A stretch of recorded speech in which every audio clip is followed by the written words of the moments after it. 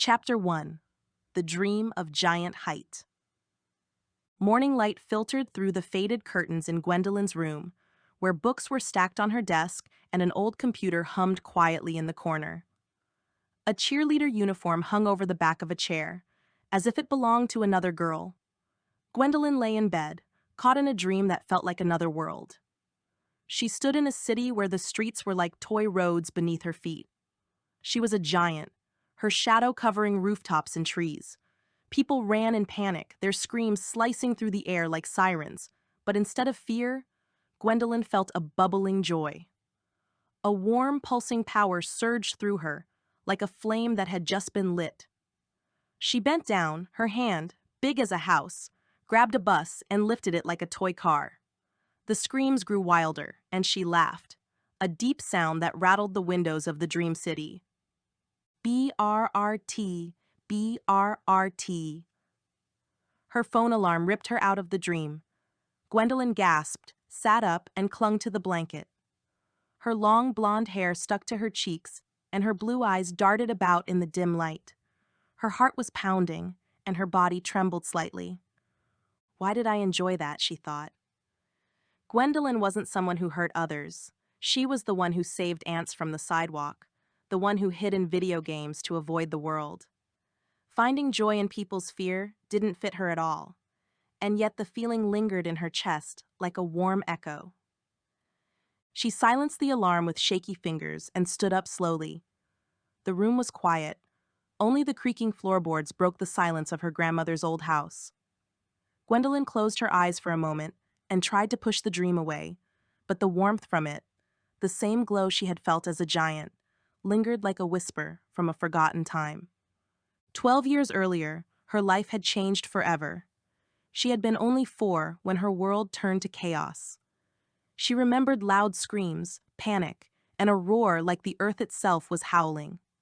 Her parents were gone, crushed under their house, which collapsed in a night no one could explain. Grandma later called it an accident, but her eyes always grew distant when the topic came up. Gwendolyn only remembered fragments, a warm feeling embracing her in the darkness, as if something had saved her before everything went black. After that night, Grandma took her in, a small child with nothing but faint memories and an emptiness she could never fill. Now at 16, she still lived with her grandmother, in a house filled with love, but also with questions she didn't dare ask. Down in the kitchen, the smell of coffee mixed with fresh-baked bread. Grandma, her gray hair tied in a loose bun, stood by the stove and smiled warmly as Gwendolyn entered. "Good morning, my girl," she said, placing a plate of scrambled eggs in front of her. "You look a bit tired. Did you sleep well?" Gwendolyn sank into the chair, her cheerleader uniform feeling like a mask hiding the nerdy girl she really was. "Just a weird dream," she mumbled, cutting into the bread even though her thoughts were elsewhere. She couldn't tell Grandma about the dream. Not about the screams, not about the strange joy that had filled her. Grandma saw her as the innocent girl who cared for those she loved. How could she explain something that felt so unnatural? Grandma gave her a thoughtful glance, but only said, "Take care of yourself, Gwendolyn, and tell Emil to come by soon. That boy eats like a bear." She laughed, but her eyes lingered on her for a moment before turning back to the dishes. Gwendolyn nodded and grabbed her bag. Emil was her only friend, a chubby boy with a wide grin and a passion for comics and World of Warcraft. He didn't think it was strange that she preferred getting lost in games instead of hanging out with the cheerleading squad. Maybe she could tell him about the dream, but something held her back. It felt too personal, like a secret she didn't even understand herself. School buzzed with life as Gwendolyn stepped inside. Her blonde hair fell in soft waves down her back, and her blue and white uniform drew glances, but she drifted through the hallways like a shadow. At her locker stood Emil, his round face lighting up when he saw her. "Yo, Gwendolyn, you look like someone who's been grinding a boss all night," he said, waving a comic book. She forced a smile. "Just didn't sleep well," she mumbled. Emil raised an eyebrow but nodded and followed her toward the classroom. Gwendolyn could still feel the dream's warmth pulsing faintly in the back of her mind, but she pushed it aside and focused on the day's classes. After school, the cheerleading squad gathered in the gymnasium. Sunlight cast long streaks through the windows, and the girls around Gwendolyn giggled and practiced their throws and jumps. She stood a little off to the side, her movements more hesitant than the others. The coach clapped her hands. "Come on, Gwendolyn! More energy!" she called. Gwendolyn nodded and raised her arms, but then it hit her. A wave of heat exploded in her chest, like a spark becoming a flame. Her fingers tingled, her knees locked, and her vision turned blurry. It was just like in the dream, the pulsing glow that had made her a giant. She couldn't move, as if her body were frozen to the floor. Her breath came short, and her heart pounded like a drum. The girls around her stopped, their voices echoing faintly. "Gwendolyn?" "Hey, what's going on?" one of them asked, but the words barely reached her. Gwendolyn stared ahead, her blue eyes wide with shock as the warmth grew, as if something inside her was trying to break free. She could hear faint screams in the back of her mind, like from the dream. Or was it from that night 12 years ago? What was happening to her? Was she losing control, or was there something she had forgotten? Something that had been waiting to awaken. Chapter 2.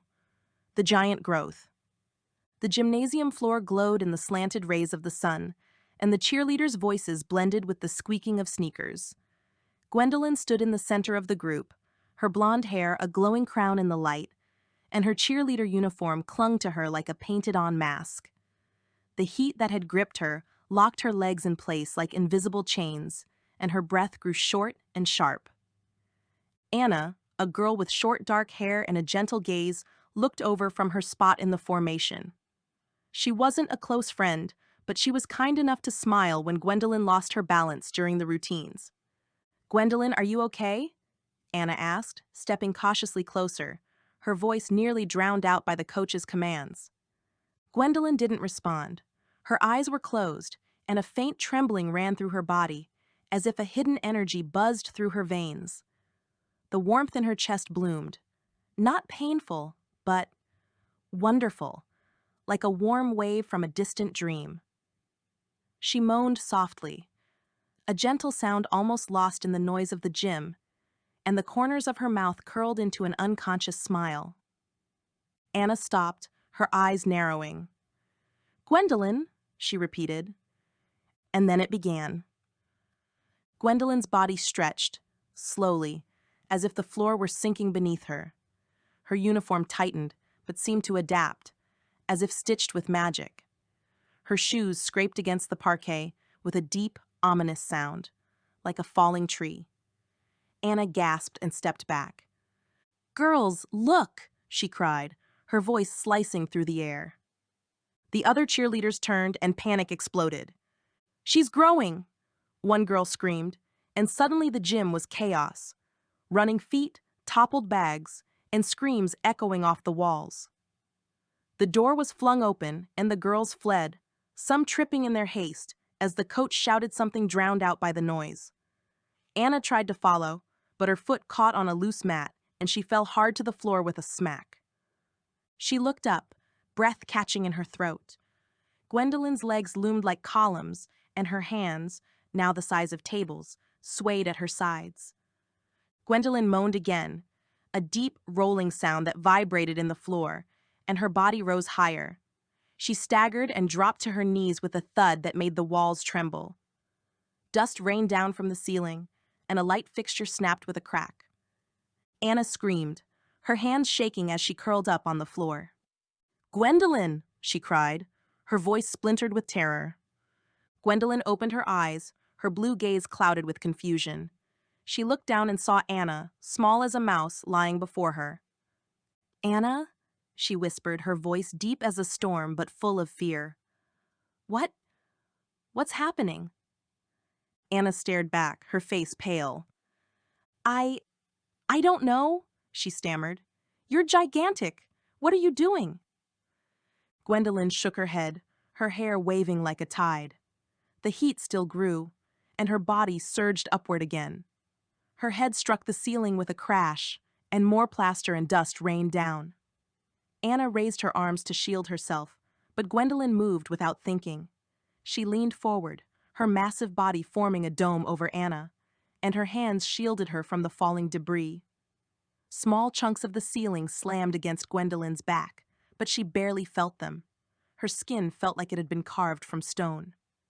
"Anna, are you okay?" Gwendolyn shouted, her voice trembling even as it thundered through the gym. Anna gave a small nod, her eyes wide with fear, but she didn't move, as if she was too scared to. At last, the growth stopped. Silence settled like a heavy blanket, broken only by Anna's rapid breathing. Gwendolyn was now 50 feet tall, her uniform still intact, her blonde hair like a cloud swaying in the breeze from a shattered window. She remained on her knees, her head bowed under the broken ceiling, afraid to move. What if she crushed something? Or someone? "Anna," she murmured, her voice softer now, but still echoing. She looked down at the tiny figure lying on the floor, afraid and confused. "I don't know what happened. I'm so scared." A tear, large as a bucket, rolled down her cheek and landed with a splash beside Anna. Gwendolyn clenched her massive fists, her heart pounding. She didn't want to hurt anyone. She was the protector, the innocent girl who looked out for the ones she cared about. But why had it felt so good to grow? That warmth, that power. It was like standing in the center of a star, free and unstoppable. Anna stared up, fear mixing with shock. "Gwendolyn, how is this possible?" she whispered, her voice faint. "You saved me. But what are you?" She stayed on the floor, her hands gripping it, as if afraid to stand. Gwendolyn bit her lip, her enormous face flushed with nervousness. She wanted to say she had no idea, that it was all a mistake, but her thoughts spun. That warm feeling, hadn't she felt it once before, 12 years ago, when her world went dark? I have to find out," she stammered, her voice breaking. She stayed still, unmoving, her giant form filling the gym as she stared down at Anna, terrified of what the next step might bring. Chapter 3. An Unexpected Friend. Dust from the shattered ceiling drifted down like snow in the gymnasium, and the last rays of the sun cast a soft glow over Gwendolyn's enormous figure. She sat on her knees, her 50-foot-tall body filling the room, her blonde hair swaying like a pale wave in the breeze from a broken window. Her blue eyes, as large as plates, were locked on Anna, who lay on the floor in front of her, small and fragile. Gwendolyn's heart pounded, not from the heat still faintly buzzing in her chest, but from fear of what she had become. "Anna," she whispered, her voice deep like distant thunder, but soft with concern. You can just go. You don't have to stay here." Anna, her dark hair powdered with plaster, stared up, her hands still gripping the floor as if afraid to move. But she shook her head, her eyes sparkling with something that wasn't just fear. "No, Gwendolyn," she said, her voice trembling but firm. "I'm staying." She carefully sat up, her gaze flickering between Gwendolyn's giant face and the broken beams above them. Gwendolyn blinked, her long lashes casting shadows like wings. "Why?" she murmured, her voice cracking. "You can go out to the others. To your friends. This—" She lifted a hand, as large as a couch, and gestured faintly toward herself. "This is dangerous. I don't know what I am." A tear, like a small puddle, rolled down her cheek and landed on the floor with a splat. Anna took a deep breath and pushed herself a little higher, now sitting cross-legged. "Because you're my friend too," she said, her cheeks reddening as if the words were hard to say. "And I know it sounds crazy, but I've always liked when you and Emil talk about games." She looked down, her fingers picking at a frayed thread in her uniform. "I play too, okay? Mostly Animal Crossing and a bit of Minecraft, but I never tell anyone. The others think games are a waste of time. They'd laugh at me." Gwendolyn stared at her enormous face softened by surprise. A faint smile crept across her lips, and for the first time since the growth, her chest felt light. "That's silly," she said, her voice warmer now, even though it still echoed in the hall. "You should just enjoy what you like." She hesitated, her fingers clenching carefully so the floor wouldn't shake. "I'm not that into cheerleading either. It's good for my body, and it keeps me from playing World of Warcraft all day, but it's not me. I do it because it feels like something I should do, but it's not my future." Anna laughed, a short, nervous sound that echoed in the empty hall.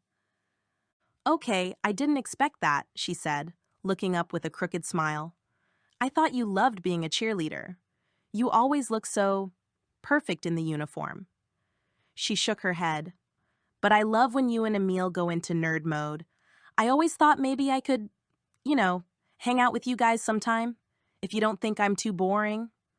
Gwendolyn's smile widened, her teeth glinting like moonlight. "Boring? Anna, you're sitting here with me even though I just crushed the ceiling. That's pretty cool." She leaned forward slightly, careful not to knock anything over, and her voice dropped, like she was sharing a secret. "Emil and I have a guild in WoW. You should join us. We need a healer." Anna giggled, her fear melting a little. "Deal," she said. "But I'm probably really rusty. I haven't played much since, well, forever." She leaned back against the floor, her shoulders relaxing. "It's so weird. I'm scared, but it feels okay talking to you, even now." Gwendolyn nodded, her hair rustling like leaves in a breeze. "I know," she murmured. "I almost forgot." She looked up at the gaping hole in the ceiling, where stars were beginning to peek through the twilight. "What I've become." But for a moment she felt okay. Talking with Anna, sharing something real, it was like finding peace in the middle of chaos. The warmth that had made her grow still hummed faintly, but now it felt more like a friend than a threat. Suddenly, a door creaked in the distance, and heavy footsteps echoed in the hallway outside. Voices, low and insistent, mingled with the crackle of a radio. "Is anyone in there?" a man shouted, his voice sharp and authoritative. Gwendolyn froze, her eyes going wide. Anna snapped her head toward the door, her body tense. "Is that the police?" Anna whispered, her voice barely audible. "Or maybe our teacher." She looked up at Gwendolyn, whose enormous face had gone pale. "What do we do?" Gwendolyn swallowed hard, her hands clenching tighter, but she remained seated, afraid to move and cause more damage. I don't know," she stammered, her voice trembling, even though it filled the hall. She had almost forgotten what had happened, the growth, the panic, the ceiling collapsing. Talking with Anna had felt like a break from the world, but now the world was coming back in. "What will they do to me?" she whispered, her eyes searching Anna's, as if the little girl on the floor had the answers. Chapter 4: The Weight of Guilt. The gymnasium was a battlefield of dust and shadows, where the last rays of sunlight cast a faint glow over shattered beams and shards of glass. Gwendolyn knelt, her 50-foot-tall figure like a colossus filling the room, her light hair a waving veil glittering in the twilight. Anna sat before her, her dark hair dusted with plaster, her eyes a mixture of terror and courage. The silence was shattered by a loud creak from the door, followed by heavy footsteps and sharp clicks of weapons being cocked. 4 police officers stormed in, their pistols raised, their faces twisted with shock and fear. The first officer, a broad-shouldered man sweating on his brow, gasped loudly, his weapon trembling as he stared up at Gwendolyn. "What the hell is this?" he shouted, his voice cracked as if expecting her to attack. Another officer, younger and wide-eyed, stepped back, his boots scraping against the floor. This can't exist," he stammered, his gaze flickering over her enormous, uniform-clad body. A third officer whispered, almost to himself, "She's a monster. What do we do with a monster?" His words were barely audible, but cut through Gwendolyn's heart like knives. The fourth officer stood frozen, his pistol pointed at her, but his fingers shook so much he nearly dropped it. Behind them, the principal, Anna's father, stepped in, his salt and pepper hair catching the light from a flickering ceiling lamp hanging by a single wire. His eyes found Anna on the floor, and his face turned pale as death. "Anna?" he shouted, his voice cutting through the officer's confused murmurs. He rushed forward, his shoes crunching over broken glass, and stopped abruptly as he looked up at Gwendolyn. His jaw dropped, and his hands rose instinctively as if to ward off the sight. "Miss Gwendolyn," he said, his voice trembling with disbelief. How is this possible? This defies everything we know about the laws of physics. It's impossible." He gestured wildly, his fingers shaking as if trying to grasp a scientific explanation from the air before him. "A girl can't just grow like this. It violates conservation of mass, gravity, everything." Anna struggled up onto her knees, her hands shaking but her voice loud and clear. "Dad, stop," she interrupted, her words echoing against the broken walls. "Can't we think about how to help Gwendolyn? She's scared. She hasn't done anything wrong." She looked up at Gwendolyn, whose enormous face was tense, her blue eyes shining with fear and confusion. The principal gasped for breath, his shoulders sagging, and he nodded slowly, as if Anna's words were pulling him back to reality. "You're right, sweetheart," he murmured, his voice softening. He turned to Gwendolyn, his gaze still filled with shock, but now tinged with compassion. "I'm sorry, Miss Gwendolyn. This is unimaginable. I don't know what to say." He looked around the room, where plaster chunks and broken furniture lay scattered like after an earthquake. He took a deep breath and straightened, his voice becoming more authoritative. "But we must act. Miss Gwendolyn, you are too big for us to get you out of here by normal means. When I come back and everything is ready outside, you must break out yourself. Wait for my signal so we can make sure no one gets hurt." Gwendolyn nodded faintly, her hair rustling like a wave over her shoulders. "Okay," she whispered, her voice deep as a storm but weak with anxiety. "But is it okay if I destroy more of the building?" She looked down at the broken floorboards and hanging beams, her enormous fingers clenched carefully, as if afraid to touch anything. The principal smiled crookedly, a flicker of warmth breaking through his shock. "I don't think you can do much more damage than there already is, Miss Gwendolyn," he said, his voice almost softened by an attempt at humor. "Don't worry, we'll take care of it. Our goal is to get you out and figure out how to help you." He turned to the officers, his tone sharp again. "Get my daughter out of here, and make sure people stay away from the area. Now!" The officers hesitated, their weapons still half raised, their faces masks of fear and confusion. "But what do we do with her?" asked the younger officer, his voice low as if fearing Gwendolyn could hear him. "She's not human," muttered another, his eyes narrow, his hand gripping his pistol tighter. "Shouldn't we call the military?" suggested the third, his gaze flickering between Gwendolyn and the principal. The principal cut them off with a hard look, his voice like a whip crack. "She's a student, not a threat. Do as I say, or you can explain yourself to the mayor." The fourth officer finally lowered his pistol and stepped forward toward Anna.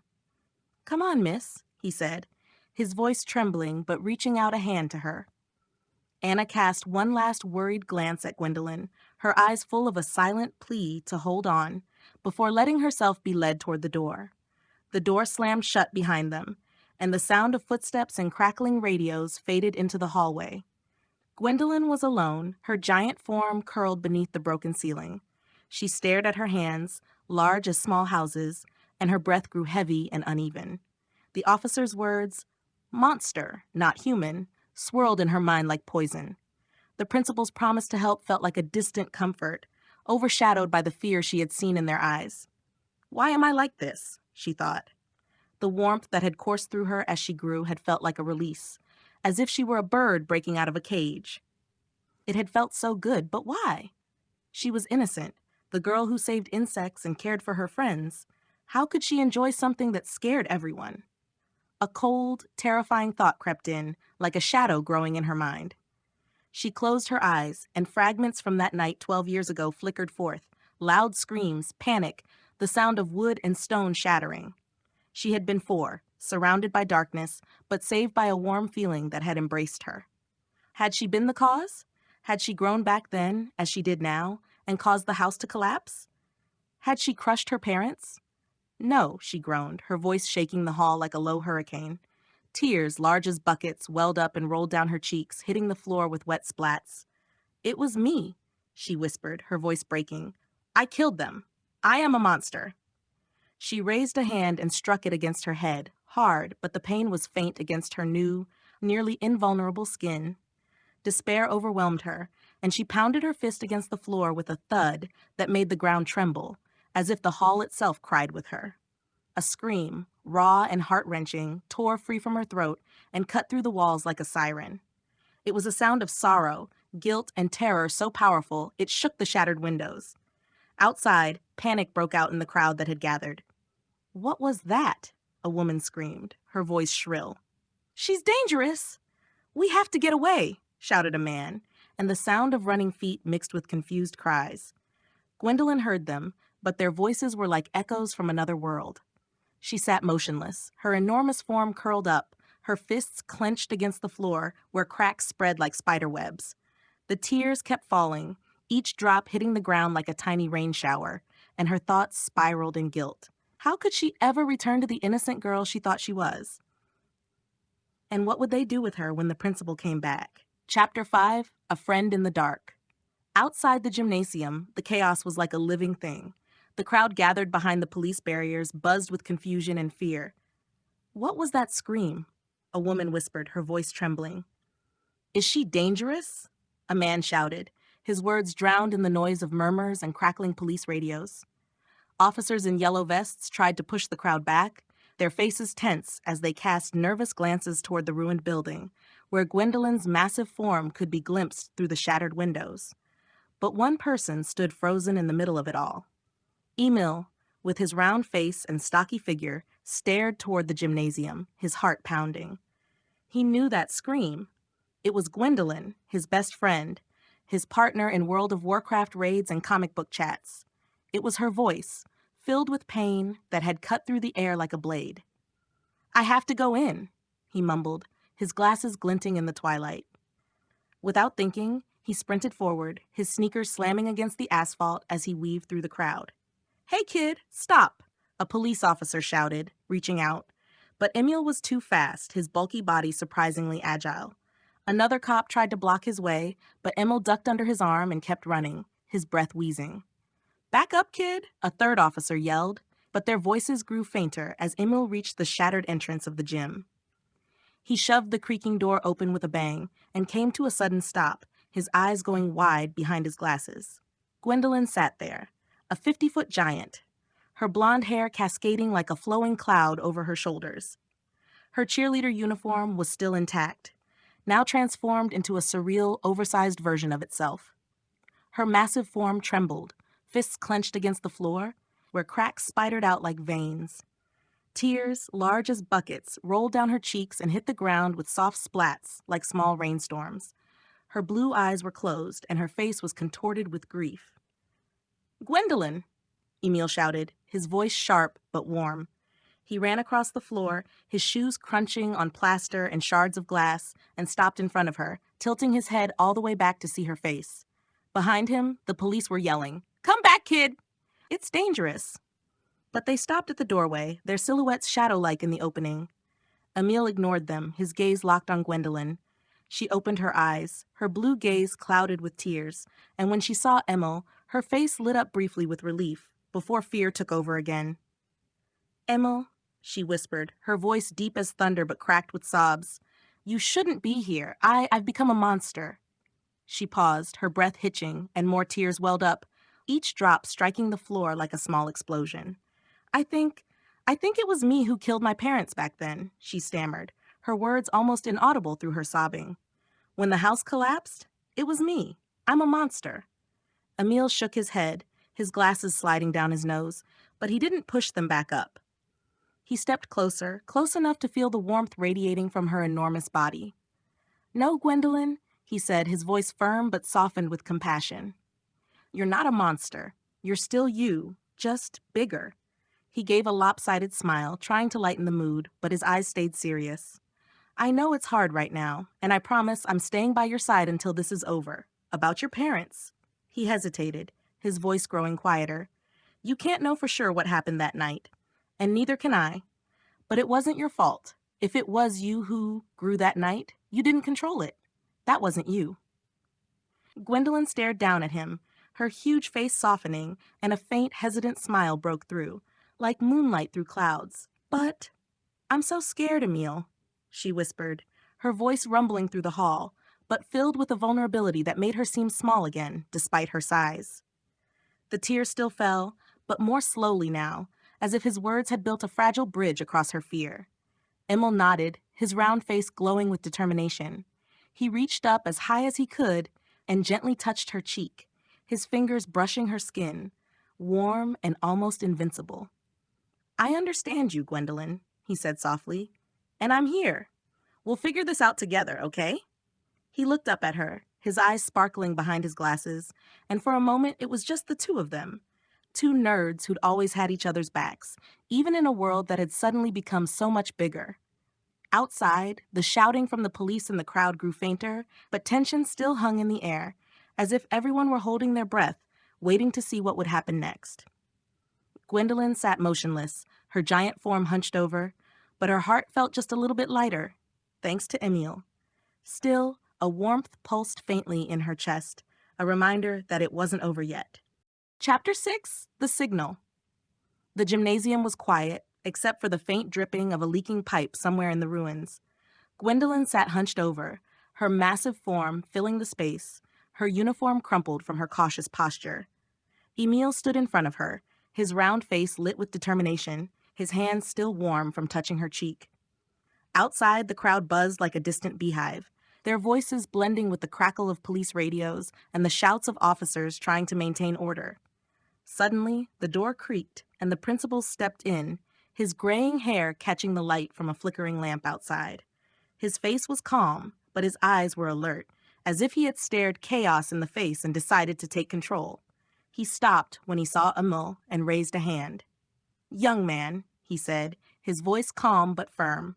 You need to leave now. We spoke to the police. They said a boy ran in here. That was brave, but it's not safe. He looked up at Gwendolyn, his gaze softened with compassion. We're working on securing an area for you, Miss Gwendolyn, once you break out. People have moved far enough away so no one will be hurt. Emil turned to Gwendolyn, his glasses gleaming in the dusk. Everything's going to be okay, he said, his voice low but full of conviction. He gave her a crooked smile, the same one he always wore when they faced a tough boss in a game. I'll be right outside, okay? Gwendolyn nodded slightly, her eyes still glistening with tears, but his words gave her a small spark of hope. Emil gave her one last look before turning and heading toward the door, his sneakers crunching on shards of glass. The door closed with a sharp click behind him. Gwendolyn looked down at the principal, her heart pounding. Principal, she began, her voice deep and echoing, but hesitant. Do you know why this is happening? Why me? She bit her lip, her fingers curling against the floor. People are going to be afraid of me, aren't they? I'm afraid of myself. The principal stood still for a moment, his eyes searching hers as if trying to find the right words. He took a deep breath and gave a faint smile, sincere but uncertain. Miss Gwendolyn, I can't explain how this has happened, he said, his voice calm but serious. It should be impossible for someone to grow like you have. It defies everything we know. But he hesitated, his gaze growing distant, as if reaching for a thought. Maybe something unknown is coming, something you're meant to face. Maybe you're meant to save us from something we don't understand yet. He shook his head, his smile warming. I wish I could say for sure what this means, but I can't.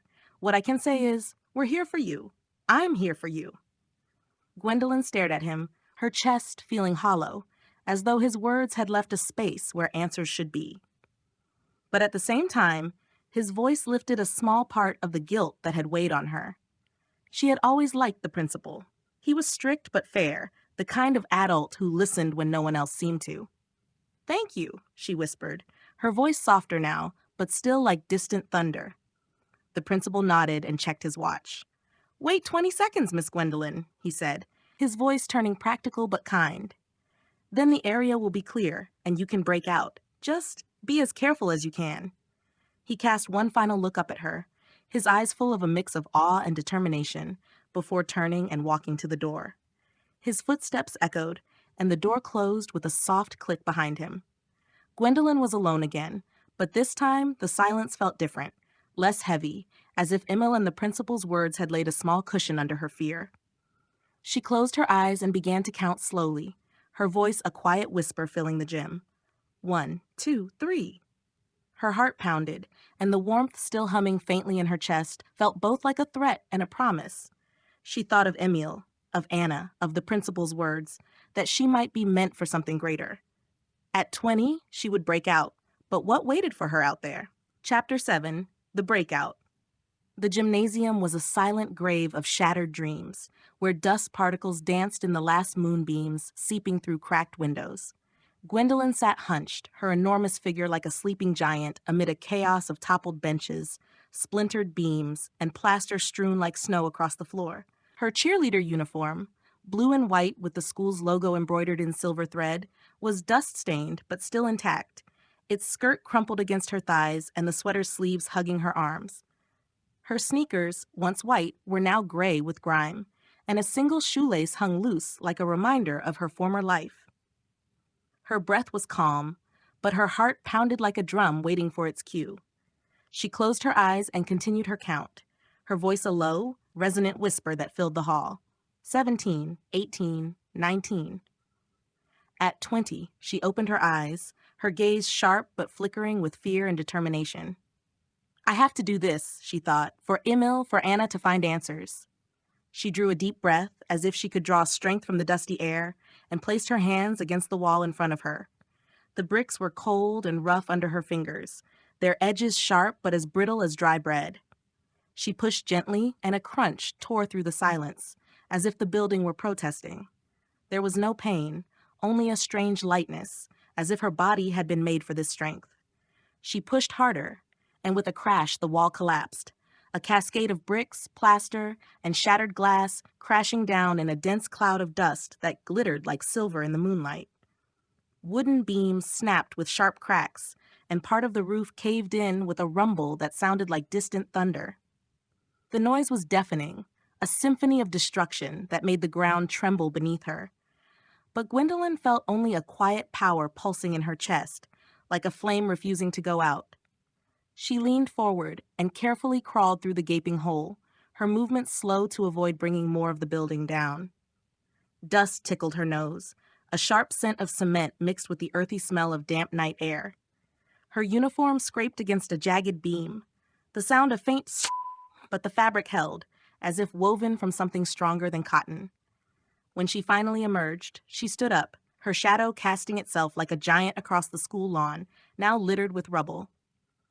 The gymnasium's facade was now an open wound, torn bricks scattered like broken teeth, and the remaining walls leaning dangerously, as if they were debating whether to surrender to gravity. The moon hung low, its silver light making Gwendolyn's uniform glimmer faintly, and her sneakers crunched against the gravel, every movement a small earthquake. Outside, the crowd that had gathered behind the police's yellow tape stood frozen in a tableau of shock and awe. Hundreds of faces, lit by the flashing red and blue lights of police cars, stared up at her. A woman in a red coat gasped, the sound slicing through the night like a whistle. "She's a giant," a teenager stammered, his phone trembling in his hands as he filmed. A man in a baseball cap pointed, his mouth wide in a silent scream. Police officers stood with hands on their guns, their faces tense, sweat gleaming on their foreheads, but none dared move, as if they knew their weapons were as useful as straws against her. A little girl clung to her father's hand and whispered, "She looks like a cheerleader." Her voice was almost excited, but her father quickly pulled her behind a car. At the edge of the crowd stood a news reporter, a woman in a sharp blue blazer, her microphone branded with a local TV station's logo. Her blonde hair was perfectly styled, but her eyes were wide with shock, and her voice trembled as she spoke to the softly humming camera. "We're standing here in front of something entirely unprecedented," she said, her words faltering. "A giant girl, dressed in a cheerleader uniform, has just broken out of the school gymnasium. Authorities have no explanation, but—" She stopped as Gwendolyn shifted her weight, and the sound of gravel crunching beneath her sneakers made the reporter take a step back. "This is a historic event," she continued, regaining some composure. "Who is she, and what does this mean for our town?" In the middle of the crowd stood a small, fragile figure that made Gwendolyn's heart tighten. Her grandmother, her gray hair tied in a loose bun now unraveling in the wind, stood with her hands pressed to her chest. Her worn cardigan, knitted in soft pastel colors, fluttered lightly, and her wrinkled face, normally so full of warmth, was now a mirror of shock, fear, and something deeper, recognition, as if she saw a secret she had buried long ago. Her eyes, still clear despite her age, shimmered with tears, and her lips moved as though searching for words. "Gwendolyn!" she suddenly cried, her voice trembling, but strong enough to carry all the way up to her granddaughter. "My girl, oh Gwendolyn, what's happened to you?" She took a shaky step forward, her worn shoes sinking slightly into the damp grass, but a police officer gently held her back. "Ma'am, it's not safe," he muttered, but the grandmother's eyes remained locked on Gwendolyn, her face a storm of love and pain. Gwendolyn stared down at her, her heart pounding, and the warmth in her chest hummed faintly, a reminder of the unknown force that had changed her. She wanted to say something, but the words stuck, as if they were too small for her new reality. The stares of the crowd burned into her, the news camera's lens, the wary eyes of the police, her grandmother's tearful gaze. She stood still, the silver embroidery on her uniform glittering in the moonlight, her hands hanging limp, afraid to move and harm someone. What would happen now? And what did Grandma know that she herself didn't understand? Chapter 8, Chaos in the Streets. The sun's last rays painted the sky in orange and pink as afternoon faded into evening and the clock neared 4 p.m. Gwendolyn stood in the middle of the school's ruined lawn, surrounded by rubble and dust. Her cheerleader uniform, blue and white with a silver embroidered logo, stained with dirt. Her skirt was short, bunched against her thighs, and the sleeves of her sweater clung tightly to her arms. Her once white sneakers were gray with dust, one shoelace hanging loose like an afterthought. Behind the police barriers, the crowd stared, their faces bathed in the soft afternoon light, while mobile phones and news cameras buzzed in the background. A police officer, his uniform wrinkled and sweaty, stepped forward with a megaphone that crackled. "Miss Gwendolyn," he shouted, trying to keep his voice calm, but it trembled with tension. "We've got a place for you. An empty lot by the harbor. Follow us through the streets, and be careful so no one gets hurt." Gwendolyn nodded, her heart pounding like a drum, and glanced toward her grandmother, whose tearful eyes followed her from the crowd. "I have to be careful," she thought, clenching her fists so tightly her nails dug into her palms. She took her first step, her sneaker hitting the asphalt with a thud that sent a faint tremor through the ground, as if the city quivered beneath her weight. Police cars drove ahead, their sirens giving short, sharp wails, and officers waved flashlights, though there was still enough daylight to see. Gwendolyn moved slowly, her eyes darting from street to street, alert to every detail. A faded ad for Joe's Pizza at a bus stop, a bicycle leaning against a wall with a slightly bent wheel, and a row of streetlights just starting to flick on with a faint click. The street smelled of warm asphalt, mixed with a hint of salt from the sea, and a cool breeze brushed against her bare legs where the skirt ended. At first, everything went fine. She placed her steps in the center of the road, away from the sidewalks where trash cans and parked cars stood like small obstacles. Each step caused a rumble, but she carefully avoided a fire hydrant, its red metal gleaming in the sunset, and made sure not to hit a phone booth whose glass was covered in graffiti. Storefront windows reflected her giant form, and she caught glimpses of her uniform, the logo glittering, the skirt fluttering lightly in the wind. But she kept her focus on the road. Police guided her toward the harbor, and the streets were nearly empty, except for curious glances from apartment windows where curtains were pulled aside. But at an intersection that opened onto a small plaza with a dry fountain, she saw them. A group of teenagers had slipped past the barriers and were standing in the shadow of a closed ice cream stand, its striped awning flapping in the wind. Their phones were raised, the blue glow from the screens casting shadows across their grinning faces. "Look at her, dude," whispered a boy in a black hoodie, his phone zooming in as he recorded. This is gonna get millions of views," giggled a girl next to him, her nails clicking against the screen as she snapped photos. Another boy laughed loudly and pointed, "Yo, giant cheerleader!" Gwendolyn stopped abruptly, her cheeks flushing, and a wave of shame washed over her. She looked down and saw how her skirt, short as cheerleader uniforms are, revealed her thighs, and the thought that they were filming her made her face burn. She raised both hands to cover the skirt, her fingers gripping the fabric, but it only made the movement more awkward, crumpling the skirt further. Her eyes caught Anna and Emil, who had been following her at a distance, their small forms running along the sidewalk. Anna, her dark hair whipping as she moved, sprinted toward the teenagers, her eyes blazing with anger. "Stop that!" she screamed, her voice cutting through the plaza. Emil, his chubby figure a bit slower, caught up with her and grabbed the hoodie boy's arm. "Delete it now," he shouted, his glasses catching the sunset light. The boy jerked away, his face twisting in defiance. "Why? It's public," he snapped, and the girl beside him rolled her eyes. "You're so lame," she muttered, but stopped filming. Yet another teen, a skinny boy in a red cap, stood a little farther away, filming without hesitation, his phone held high as he laughed. Gwendolyn saw him and her stomach clenched. "Stop it!" she shouted, her voice booming like thunder across the plaza, so loud that several people in the crowd covered their ears. In a panic, she took a step forward, but her sneaker landed on a parked car with a crack. Metal crumpled like aluminum foil, and the car alarm blared with a piercing tone. Her heel hit another car, its windshield shattering with a sharp smash, glass scattering like diamonds across the pavement. Gwendolyn gasped, her eyes filling with tears the size of buckets, rolling down her cheeks and hitting the ground with wet splats. "No, no, no!" she moaned, her voice breaking. A police officer rushed forward, his megaphone crackling again. "Miss Gwendolyn, calm down," he shouted, but his voice was strained, and his hand rested on his gun. "You're making it worse. Stay still." But Gwendolyn couldn't think straight. The shame, the fear, the sound of car alarms drilled into her, and the tears blurred her vision. She turned and began to run, her footsteps like earthquakes shaking the street.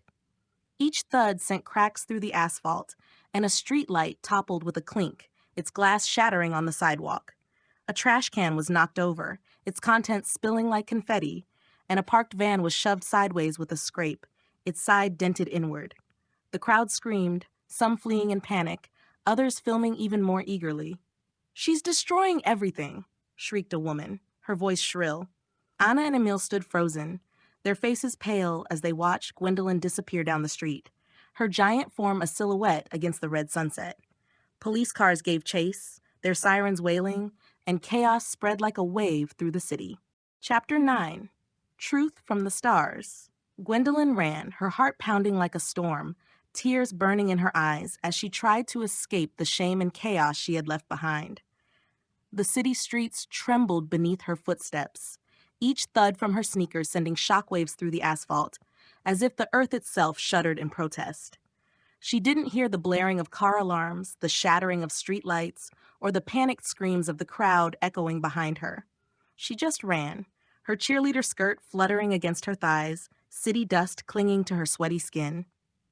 The streets grew narrower, shop windows fewer, and soon the landscape opened where the city met a dense forest, its dark green trees standing like sentinels against the horizon, bathed in the last orange light of the afternoon at 4 p.m. She crashed into the forest, her steps snapping young trees with sharp cracks, branches scraping at her legs, but leaving only faint scratches. Older pines toppled with a crash, their roots torn from the ground, sending clouds of needles and dirt swirling around her, the scent sharp and earthy. Finally, she stopped, gasping for air, and sank to her knees in a clearing where the moss was soft as a carpet and a small brook trickled nearby.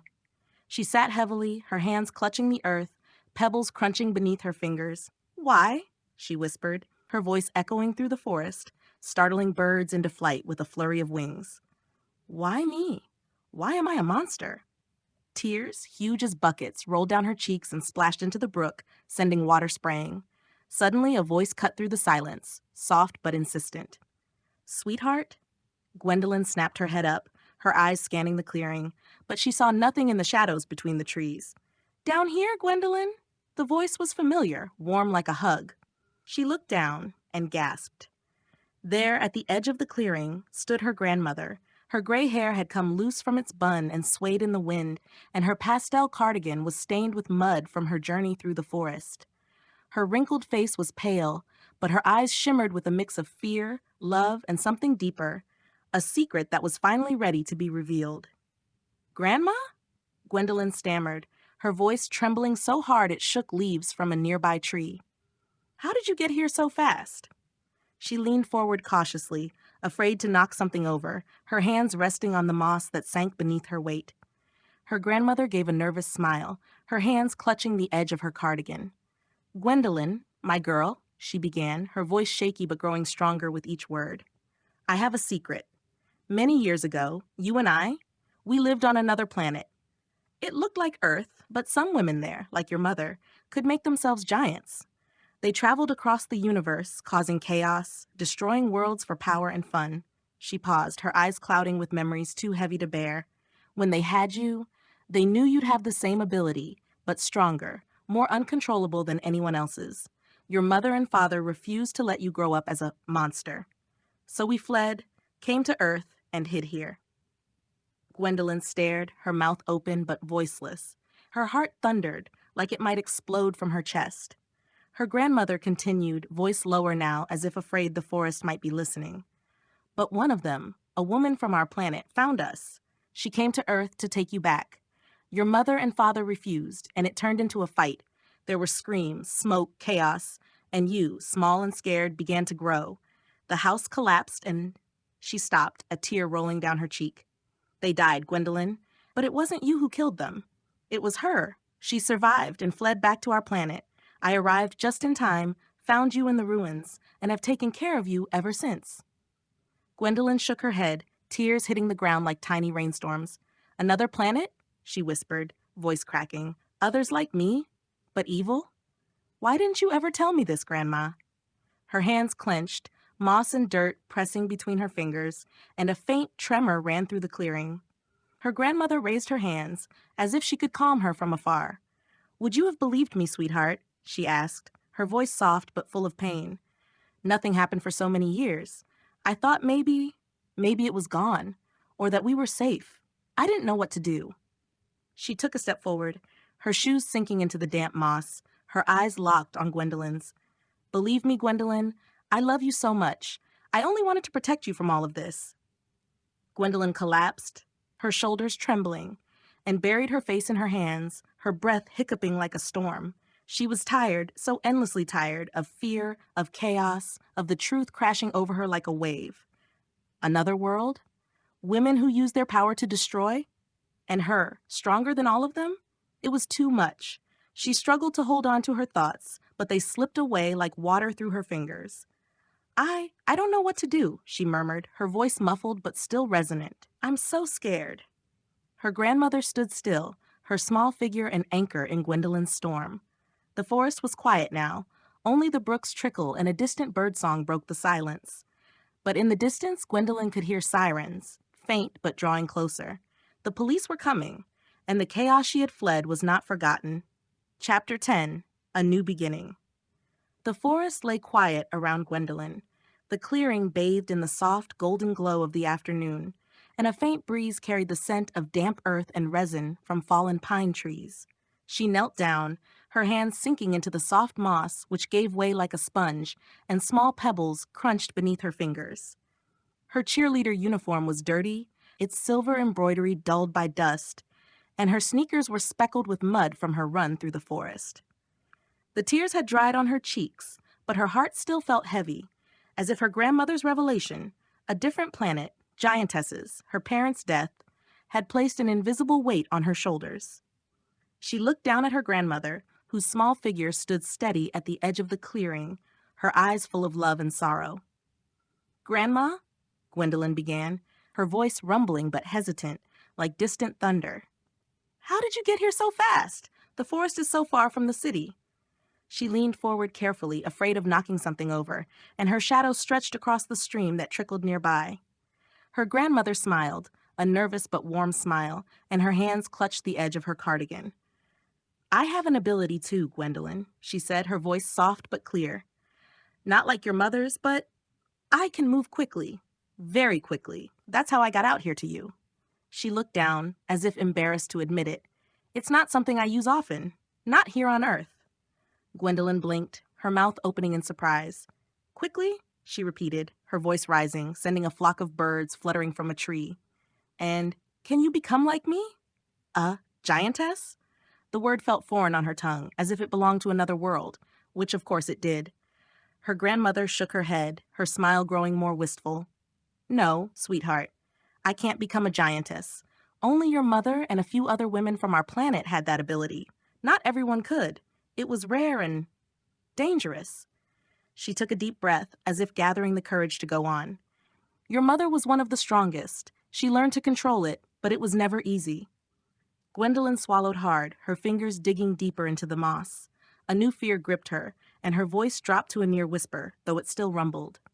Grandma, can I ever be normal again? Or am I stuck like this forever? She looked down at her hands, as big as small boats, and a wave of panic surged through her. What if I can never hold a pencil again? Or hug Emile? Or sit in Grandma's kitchen and eat pancakes? Her grandmother hesitated, her eyes darting as if searching for the right words. I believe you can be normal again, Gwendolyn, she finally said, her voice cautious. Your mother could. She could switch back and forth whenever she wanted.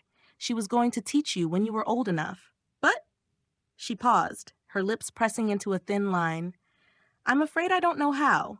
I was never a giantess, so I never learned. But I promise you, I'll work to find someone who can help. Gwendolyn stared at her, her heart sinking, though a small spark of hope flickered at her grandmother's promise. Still, she couldn't help but ask, her voice trembling with nerves, is there even anyone here on Earth who knows about this? She gestured faintly to herself, and a branch snapped beneath her hand with a sharp crack. Her grandmother opened her mouth to answer, but before she could speak, a new voice rang out, deep and serious, from the shadows of the forest. Yes, Miss Gwendolyn, we do. Gwendolyn's head snapped up, her eyes flying toward the sound, and a man stepped forward from the trees. He was tall, dressed in black, jacket, pants, and boots that seemed to absorb the light. His face was sharp, with short dark hair and eyes that looked like they'd seen too much. His voice was calm, but it carried an authority that made Gwendolyn sit up straighter, like she was back in the classroom. Who are you? She asked, her voice rumbling, but full of confusion. She leaned closer, her shadow falling over him, and leaves rustled as the wind swept through. The man stopped a few steps from her grandmother, his hands raised in a calming gesture. My name is Casper, he said, his voice steady but with a hint of warmth. I'm part of a secret organization. We helped your mother, your father, and your grandmother when they came to Earth. We work with beings from across the universe, some peaceful, others less so. Your kind is one of the more challenging, but we helped your family find a home here. He paused, his eyes searching hers, as if gauging her reaction.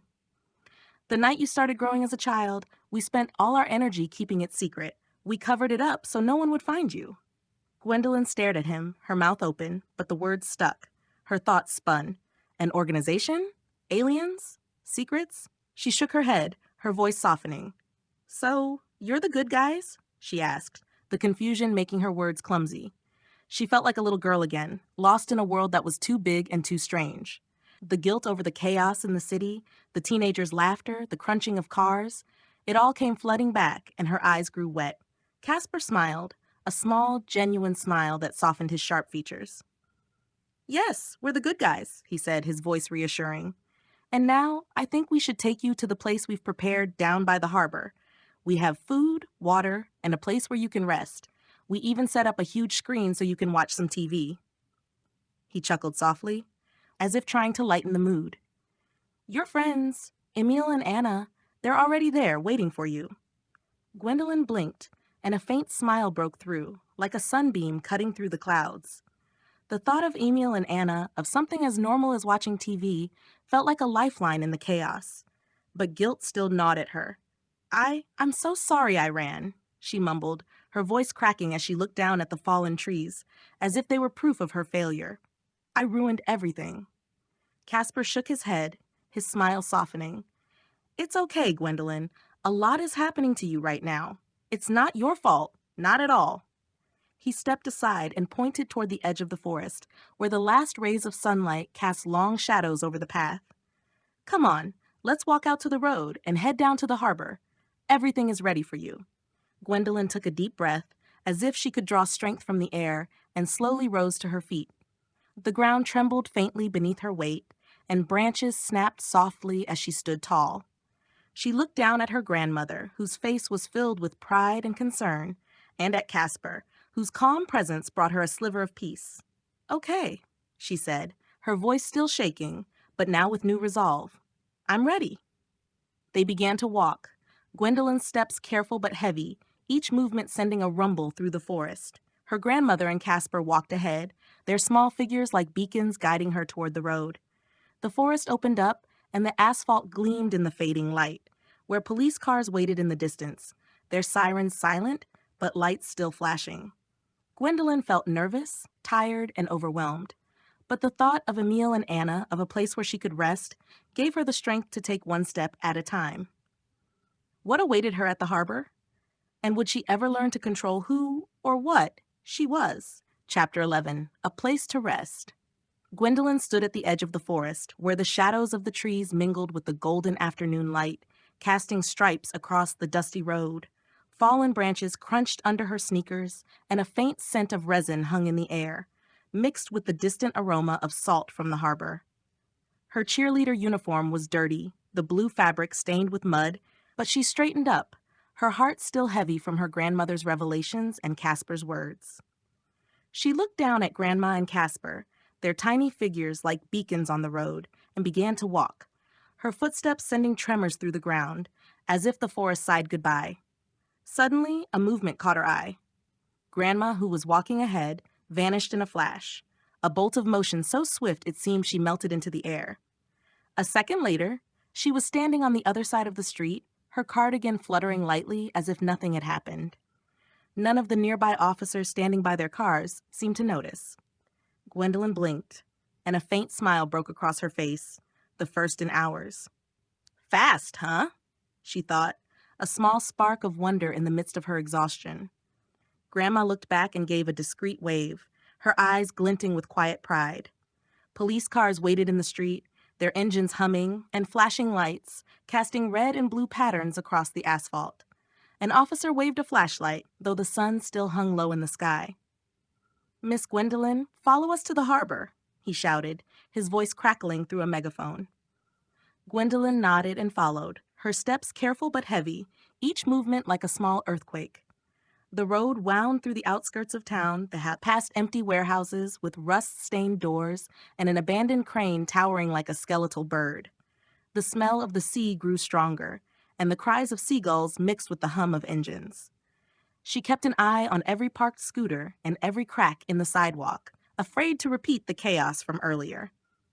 After a short journey, the harbor opened before her, a wide, breathing space where waves lapped against concrete pillars, and an old shipyard hall stood like a massive barn.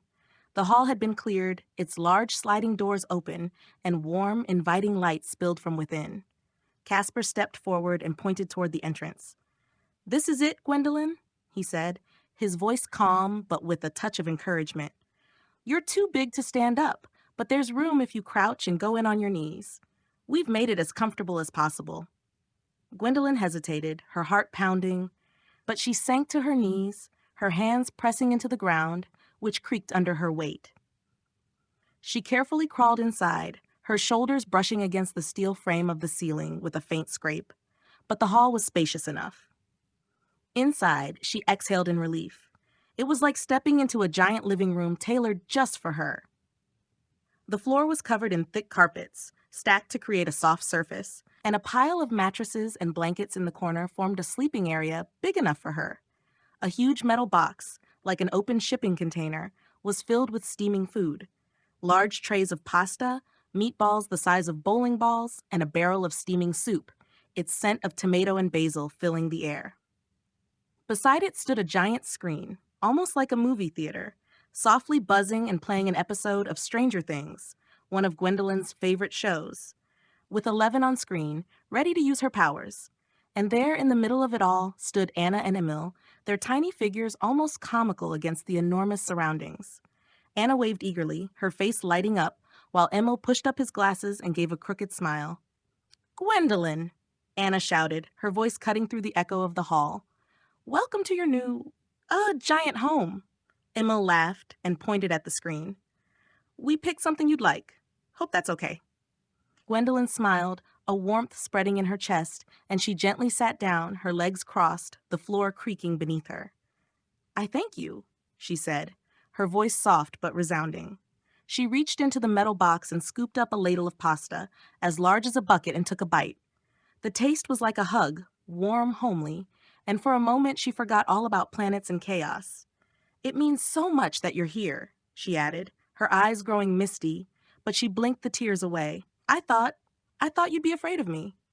Anna shook her head, hands on her hips. "Never," she said firmly. "You're still Gwendolyn, okay? Just with a bit more horsepower." Emil nodded and added, "And we still have a World of Warcraft raid this weekend. You owe me a tank, giant or not." His laugh was infectious, and Gwendolyn chuckled, a low, rumbling sound that made the carpets tremble. They talked as she ate about small things, school, shows, what was trending online, as if the world hadn't been turned upside down.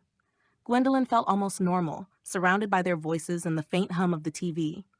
But after a while, Anna glanced at her watch and sighed. "We have to go home," she said reluctantly. "But we'll be back tomorrow, promise." Emil nodded and pointed at her. "And no running away, okay? We need you." Gwendolyn nodded, her smile faint but genuine. "Thank you, both of you," she said again, her voice warm.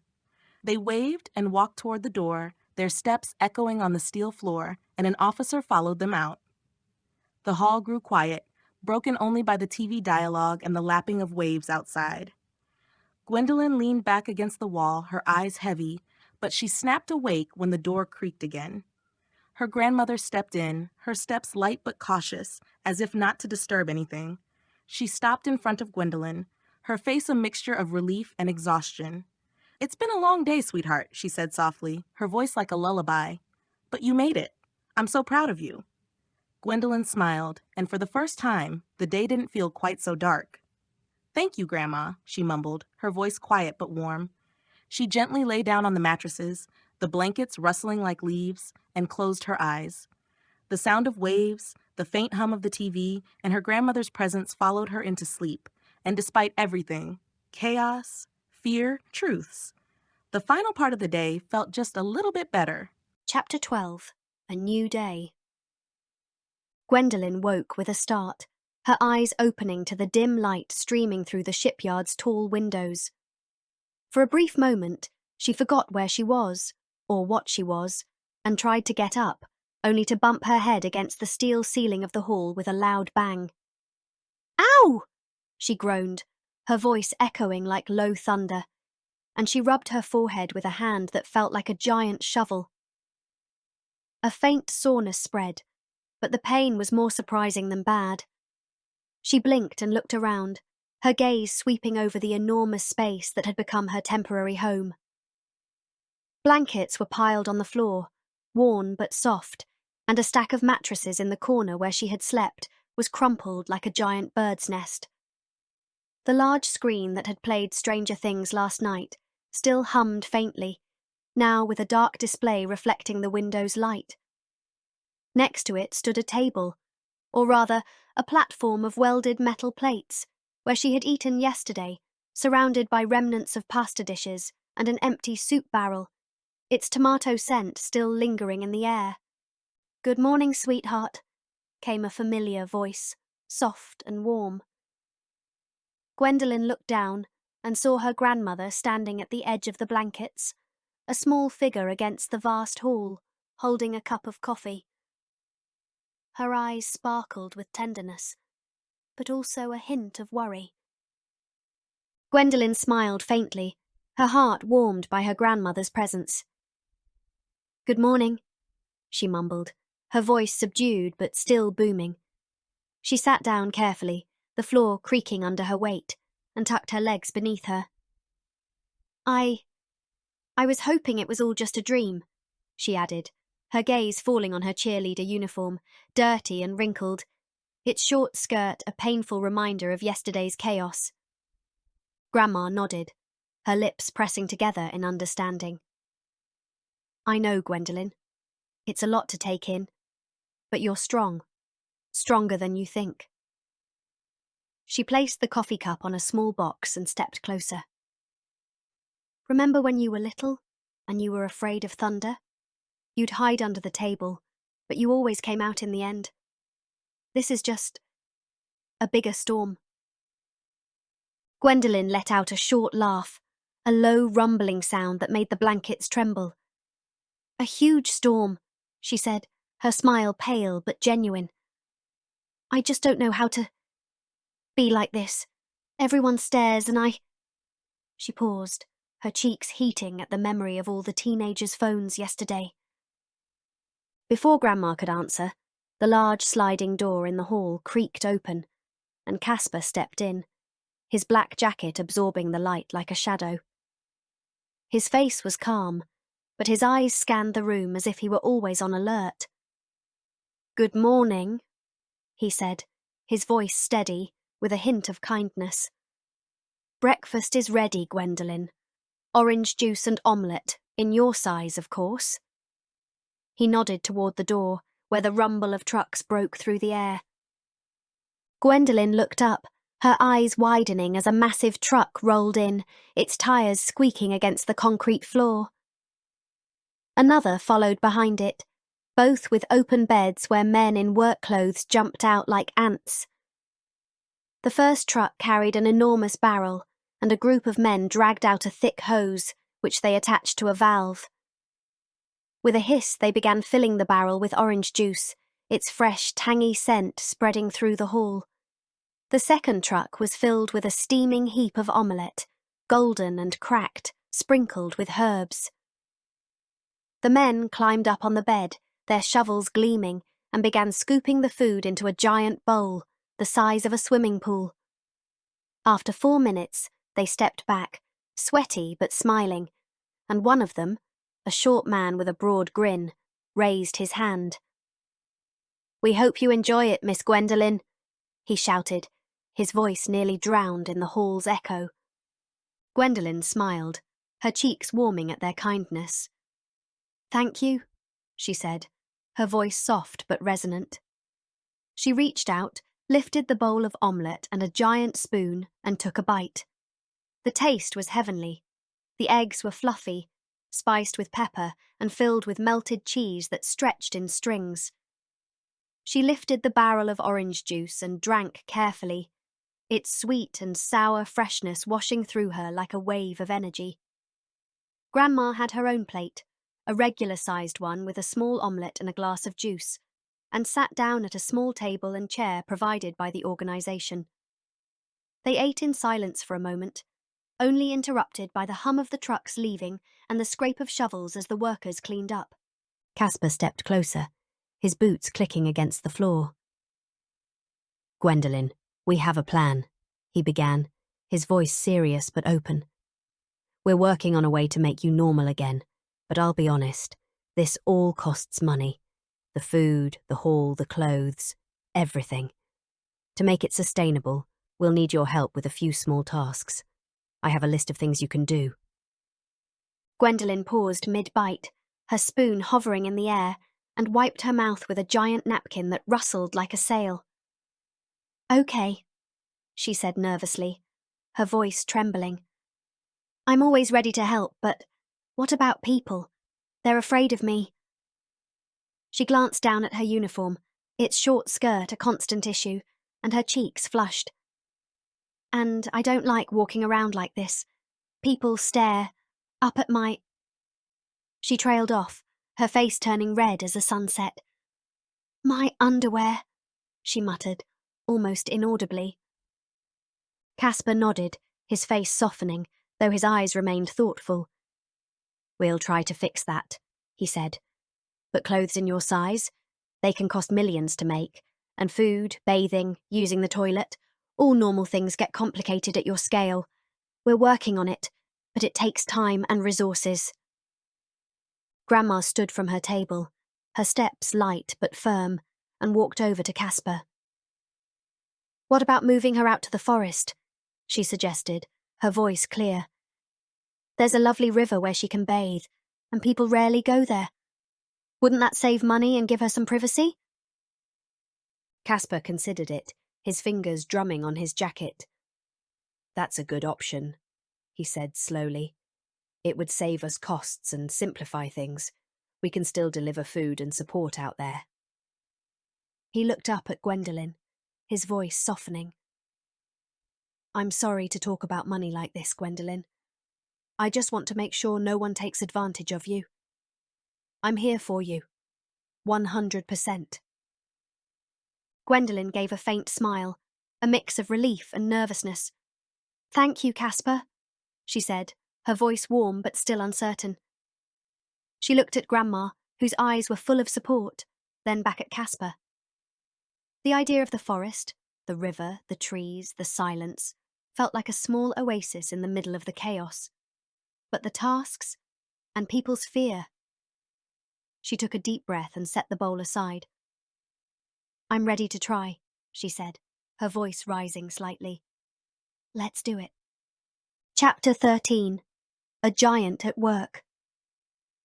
The morning sun cast long shadows over the harbour's concrete ground as Gwendolen crawled out of the shipyard hall, her steps sending a rumble through the earth, as if the sea itself trembled.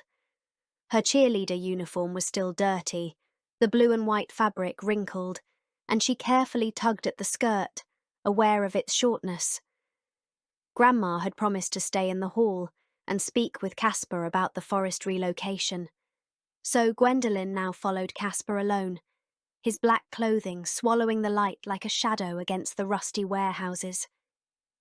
His steps were silent but purposeful, and his eyes constantly scanned the surroundings as if expecting something invisible. We're here, said Casper, his voice low but clear, as they reached a construction site at the edge of the harbour. A new warehouse was under construction, its skeleton of steel beams reaching toward the sky, surrounded by stacks of concrete slabs, timber, and metal scraps. Cranes creaked with a scar, and workers in orange helmets and reflective vests shouted orders over the sound of drills. The air smelled of dust and hot metal, mixed with a faint scent of coffee from a nearby food truck. You'll help lift the heavy materials, Casper explained, his hand pointing to a pile of concrete slabs, each the size of a car. Your strength makes it faster and cheaper than the cranes. It saves us money, and you're helping the organisation. Gwendolen nodded, her stomach tightening with nerves. Okay, she said, her voice booming but hesitant. She stepped carefully onto the site, her sneakers crunching against the gravel, and the workers froze, their tools falling silent. Hundreds of eyes turned to her, and a hush fell, broken only by the swaying of a crane. Is that her? Whispered one worker, a broad-shouldered man with a sweaty brow, to his partner. His eyes wandered over Gwendolen's uniform, its short skirt and tight sweater, and a grin spread across his face. A giant cheerleader. That's kinda hot, right? His partner, a younger guy with a crooked cap, laughed and nodded. Yo, imagine having her at a party, he said, loud enough for others to hear. More men laughed and began whispering, their glances flickering between her face and her legs. But not everyone agreed. A woman in an orange vest, her hair tied in a tight ponytail, marched over to them, her eyes blazing. Shut up, you two, she snapped, swinging a hammer in her hand. She's here to work, not to be your fantasy show. An older worker, with grey streaks in his beard, nodded and added, Leave her be. She's doing more in an hour than you do in a week. Several workers murmured in support, and some clapped, their gloves giving muffled smacks. Gwendolen blushed, her cheeks warm, but a cautious smile crept onto her lips. They support me? She thought, a small spark of hope igniting. Casper stepped forward, his black jacket fluttering lightly in the wind, his gaze sharp toward the snickering men. "Back to work," he said, his voice cold but calm. They scattered quickly, their boots scraping the gravel. He turned to Gwendolen, his expression softening. "Ignore them. You need to move those concrete slabs to the foundation over there."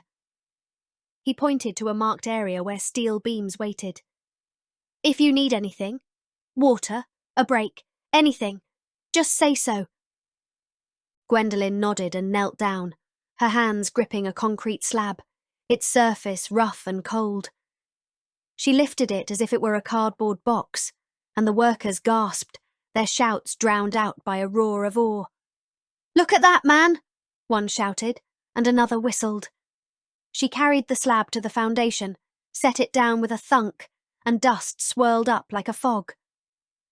The work was easy for her, but she was careful, her eyes following each movement so she wouldn't hit anyone. After an hour, she had moved a stack that would have taken the cranes a whole day, and the workers began to approach, their faces a mix of awe and curiosity. "Hi, Miss Gwendolen," said the woman with the ponytail, her voice now friendly. "I'm Mia, you're doing great." Another worker, a chubby man with a wide smile, added, "I'm Tom." "If those idiots say anything again, just tell us. We'll handle them." Gwendolen smiled, her heart warmed by their words. "Thank you," she said, her voice soft but resonant. "That means a lot." They chatted briefly, about the weather, about the building project, and Gwendolen felt a cautious connection forming. A friendship, maybe, the first step toward belonging. Suddenly, the roar of engines echoed across the site, and two massive trucks rolled in, their tires squeaking against the concrete. The workers stopped and stared as men jumped out, just like that morning. One truck carried an enormous barrel, and a hose was connected, filling it with orange juice with a hiss. The other was filled with steaming food, this time fried potatoes, grilled chicken pieces the size of tires, and a pile of steamed vegetables. The men shoveled it into a giant bowl with loud scrapes, and after a few minutes, they stepped back, laughing. "Lunch, Miss Gwendolen!" one shouted, and the workers laughed, some clapping. It was a strange sight, a giant cheerleader waiting for a bowl of food like a giant picnic, but the mood was light, almost festive. Gwendolen laughed, a rumbling sound, and lifted the bowl. "Thanks," she said, her smile wide. She sat down carefully, the ground trembling, and took a bite of chicken, its crispy skin crunching, juice dripping. The orange juice was cool and refreshing, and she drank in large gulps. The workers ate their own lunches, sandwiches and sodas from the food truck, and some sat near her, their conversations blending with the scar of cranes and the distant splash of waves. Mia talked about her dog. Tom complained about his back, and Gwendolen listened, her heart lighter than it had been yesterday. Caspar stood in the shadow of a stack of timber, his black clothes making him almost invisible, but his eyes followed everything. He nodded to Gwendolen, a silent acknowledgement, and she felt safe, knowing he was there if she needed him. "You're doing great," he said as he passed by, his voice low but warm. "We'll talk about your next task later. Keep it up." Gwendolen smiled, her cheeks glowing with pride. Despite the men's stares, the people's fear, and the embarrassment of her uniform, she felt, for the first time, like more than a monster. She was Gwendolen, a giant, yes, but also a friend, a worker, someone who belonged. Chapter 14. A Conversation by the Water. Gwendolen stood at the edge of the construction site where the day's work was done. The sun hung low, its orange glow painting the sky in streaks over the harbour, and the waves lapping against the concrete pillars created a gentle splash that mingled with the distant cries of seagulls. She had lifted tons of concrete slabs and steel beams, her muscles humming with a pleasant fatigue, and the gravel crunched under her sneakers as she turned to head back toward the shipyard. But then the water caught her eye. It glittered like a blanket of diamonds, the reflections dancing in time with the waves, and a light breeze carried the scent of salt and seaweed. It was so beautiful that she stopped, her heart lifting for a moment. She carefully sat down in an empty space between two warehouses, the ground trembling with a thump, and she pulled her legs under herself, her cheerleader skirt folding over her thighs. Casper appeared beside her, his black clothes making him nearly invisible against the shadowed warehouses, but his eyes gleamed in the sunlight. He sat down on a concrete block, his movements calm and precise, as if he were always on guard. "You did well today, Gwendolen," he said, his voice low but warm. "Not everyone sees you as a monster. The workers, Mia, Tom, the others, they already respect you." Gwendolen gave a small smile, her fingers playing with a loose thread in her uniform. I'm glad they were so kind," she said, her voice resonant but soft. "It felt good to use my body for a few hours, to do something useful." She looked out at the water, where a small boat passed by, its engine humming softly. "I just thought everyone would be afraid."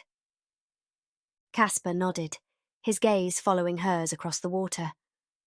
"I know the feeling," he said, his voice growing heavier, as if he were digging into old memories. Gwendolen turned to him, her eyes narrowing in confusion. "What do you mean?" she asked, tilting her head so a shadow fell over him. He laughed briefly, a dry sound, and looked up at her, his face more open than usual. "I'm not from Earth, Gwendolen," he said, his words falling like pebbles into a pond. "I'm an alien, just like you. I come from a planet called Zorath, a cold, grey place where people only care about duty and order. I hated it."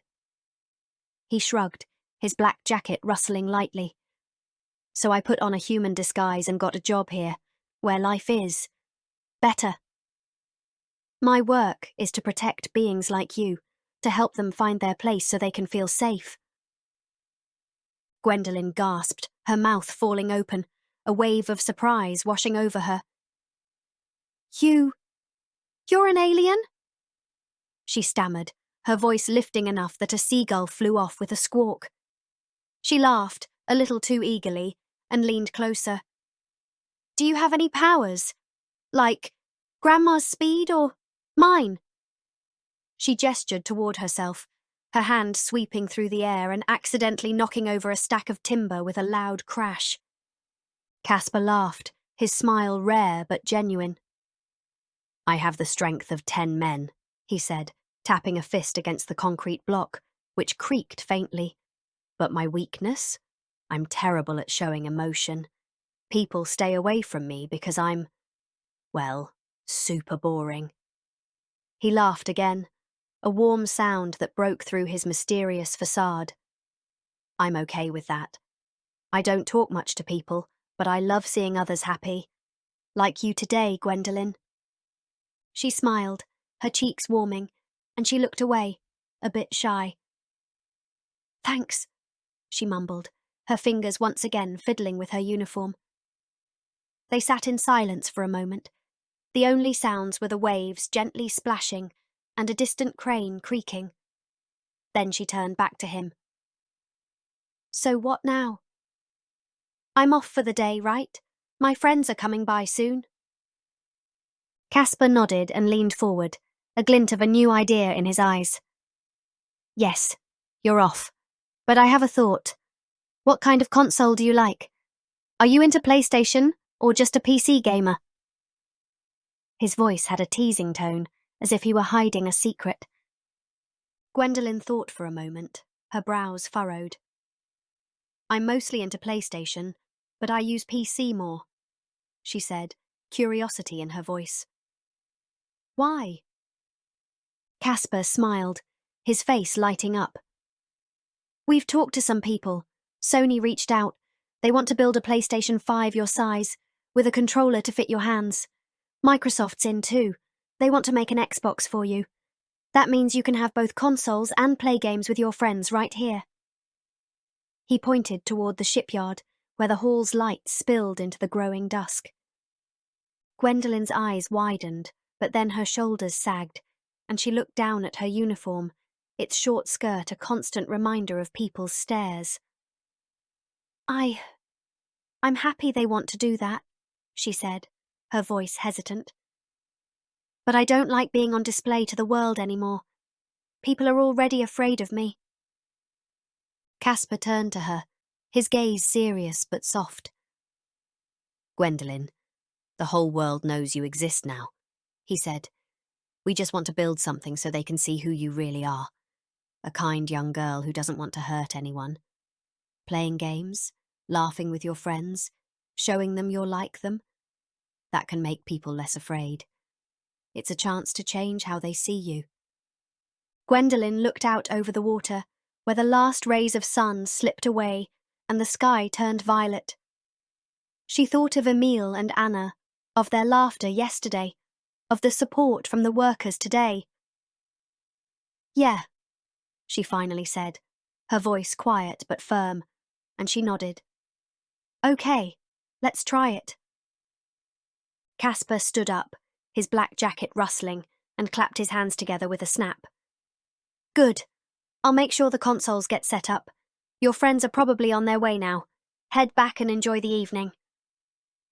He waved and walked toward the shipyard, his figure almost blending into the shadows. Gwendolyn carefully rose to her feet, the ground shaking with a thump, and she cast one last glance over the water where a seagull dove toward the waves. She smiled, her heart lighter, and began to crawl back toward the hall, ready to meet Emile and Anna, and maybe, just maybe, find a way to feel at home in her new world. Chapter 15. An Evening with Friends. Gwendolyn carefully crawled into the shipyard hall, her steps creaking across the concrete floor as she ducked under the steel ceiling. Twilight had settled outside, and the light from the hall's lamps cast a warm glow over the blankets stacked like a giant patchwork mat. The large screen in the corner hummed faintly, still turned off, and the table made from welded metal sheets still bore traces of the morning's omelette.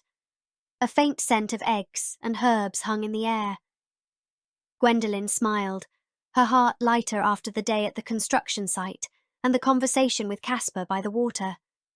But it was the sight of Emile and Anna waiting in the middle of the hall that made her smile widen. Emile stood with his arms crossed, his glasses glinting in the light, and his crooked grin was as infectious as ever. Anna sat on a crate, her short dark hair falling into her eyes as she scrolled on her phone, but she jumped up the moment Gwendolyn approached. "Gwendolyn!" Anna called, her voice sparkling, waving like an eager cheerleader. Emile laughed and added, "Finally!" "We thought you'd found a giant couch and fallen asleep."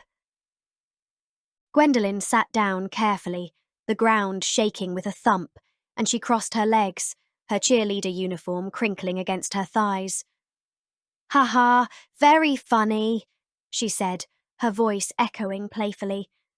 "I've just been lifting concrete slabs all day. What have you two been up to?"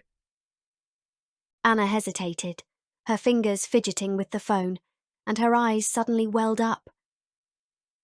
We've just been hanging out," she said, her voice lowering. "But can we talk about something? Something important?" She looked up at Gwendolyn, and a tear rolled down her cheek, though she smiled as if with relief. Gwendolyn leaned in, her brows furrowed in concern. "Anna, what's wrong?" she asked, her voice soft, but still with the depth of distant thunder. Emile sat down beside Anna and nudged her shoulder. "Tell her," he encouraged. Anna took a deep breath and wiped her cheek. "Okay. I love gaming," she said, her words tumbling out as if they'd been trapped for years. "But I've never really talked about it. My other friends, they only talk about boys, clothes, and what's trending on TikTok. I kept it a secret because I thought they'd think I was weird." Her tears flowed freely now, but she laughed, a mix of joy and relief. But with you guys, with you, Gwendolyn and Emil, I feel like I can just be myself. You talk about World of Warcraft and Overwatch like it's the most important thing in the world. Gwendolyn smiled. Her heart warmed, and she gently extended a finger, which Anna grabbed with both hands like it was a lifeline. Anna, it's okay to love gaming, she said, her voice tender. I always thought you were cool, but now you're even cooler. Emil chuckled and pushed up his glasses. Welcome to the Nerd Club, he said. First rule, we always talk about loot drops. Anna laughed, her tears drying, and the three of them dove into a gaming conversation about the best RPGs, Emil's epic loss in Fortnite, and Anna's secret love for retro games like The Legend of Zelda. Gwendolyn leaned back, her laughter booming like thunder, and for a moment she forgot all about her size, the uniform, and the world outside. The door creaked, and Grandma stepped in, her footsteps light on the concrete floor. Hey, you three, she said, her voice warm as a hug. Gwendolyn lit up, and Anna jumped up to give her a hug, which Grandma returned with a laugh. Welcome, Grandma, Emil said, his grin wide. We just inducted Anna into our gamer gang. Grandma chuckled and sat on a crate. As long as you're having fun, she said, her eyes twinkling. Before anyone could respond, an engine roared through the hall as a massive truck pulled in, followed by a smaller van. Workers jumped out, their clothes dusty, and began unloading. For Gwendolyn, they rolled in an enormous barrel filled with bubbling Pepsi, her favourite drink, the sweet carbonated scent making her eyes light up. A huge bowl was filled with pizza, slices the size of doors, topped with pepperoni and melted cheese stretching in long strings. For Grandma, Emil, and Anna, a normal dinner was set on a small table. Smaller pizzas, salad, and glasses of Pepsi that fizzed cheerfully. Pepsi! Gwendolyn exclaimed, her voice bubbling with joy, and she lifted the barrel carefully, as if it were treasure. She took a sip, the fizz filling her mouth, and sighed contentedly. They ate together, the pizza's warm crust crunching, and the conversation flowed, from gaming to school to how Emil once spilled soda on his keyboard. Grandma smiled, her laughter blending with theirs, and the hall felt like a home despite its cold walls. In the middle of a laugh, Gwendolyn lifted the Pepsi barrel again, drank deeply, and without warning, let out a massive burp that echoed like a thunderclap. The hall shook, the blankets quivered, and an empty pizza bowl rattled on the table. Gwendolyn gasped, her cheeks turning as red as the pepperoni, and she covered her mouth. Sorry, she stammered, her voice filled with embarrassment. Oh no. Emil nearly fell off the crate laughing, his glasses slipping down. A burp that caused an earthquake, he howled, and Anna laughed so hard she had to wipe tears away. That was epic, she said, her voice cracking from laughter. Grandma shook her head, but her grin was contagious. Gwendolyn, only you could turn a burp into a natural disaster, she teased. Gwendolyn was still blushing, but their laughter made her relax, and she joined in, a rumbling laugh that filled the hall. The evening flowed on, filled with stories, jokes, and the comforting warmth of pizza. But as twilight turned to night, Anna glanced at her phone and sighed. We have to go home, she said, her voice reluctant. Emil nodded and stood up. But we'll see you tomorrow, okay? Maybe we'll get you to play Zelda with Anna, he said with a grin. Gwendolyn nodded, her smile warm. Thanks, you too, she said, her voice soft. You make it easier. They waved and walked toward the door, their footsteps echoing, and Grandma followed to see them off.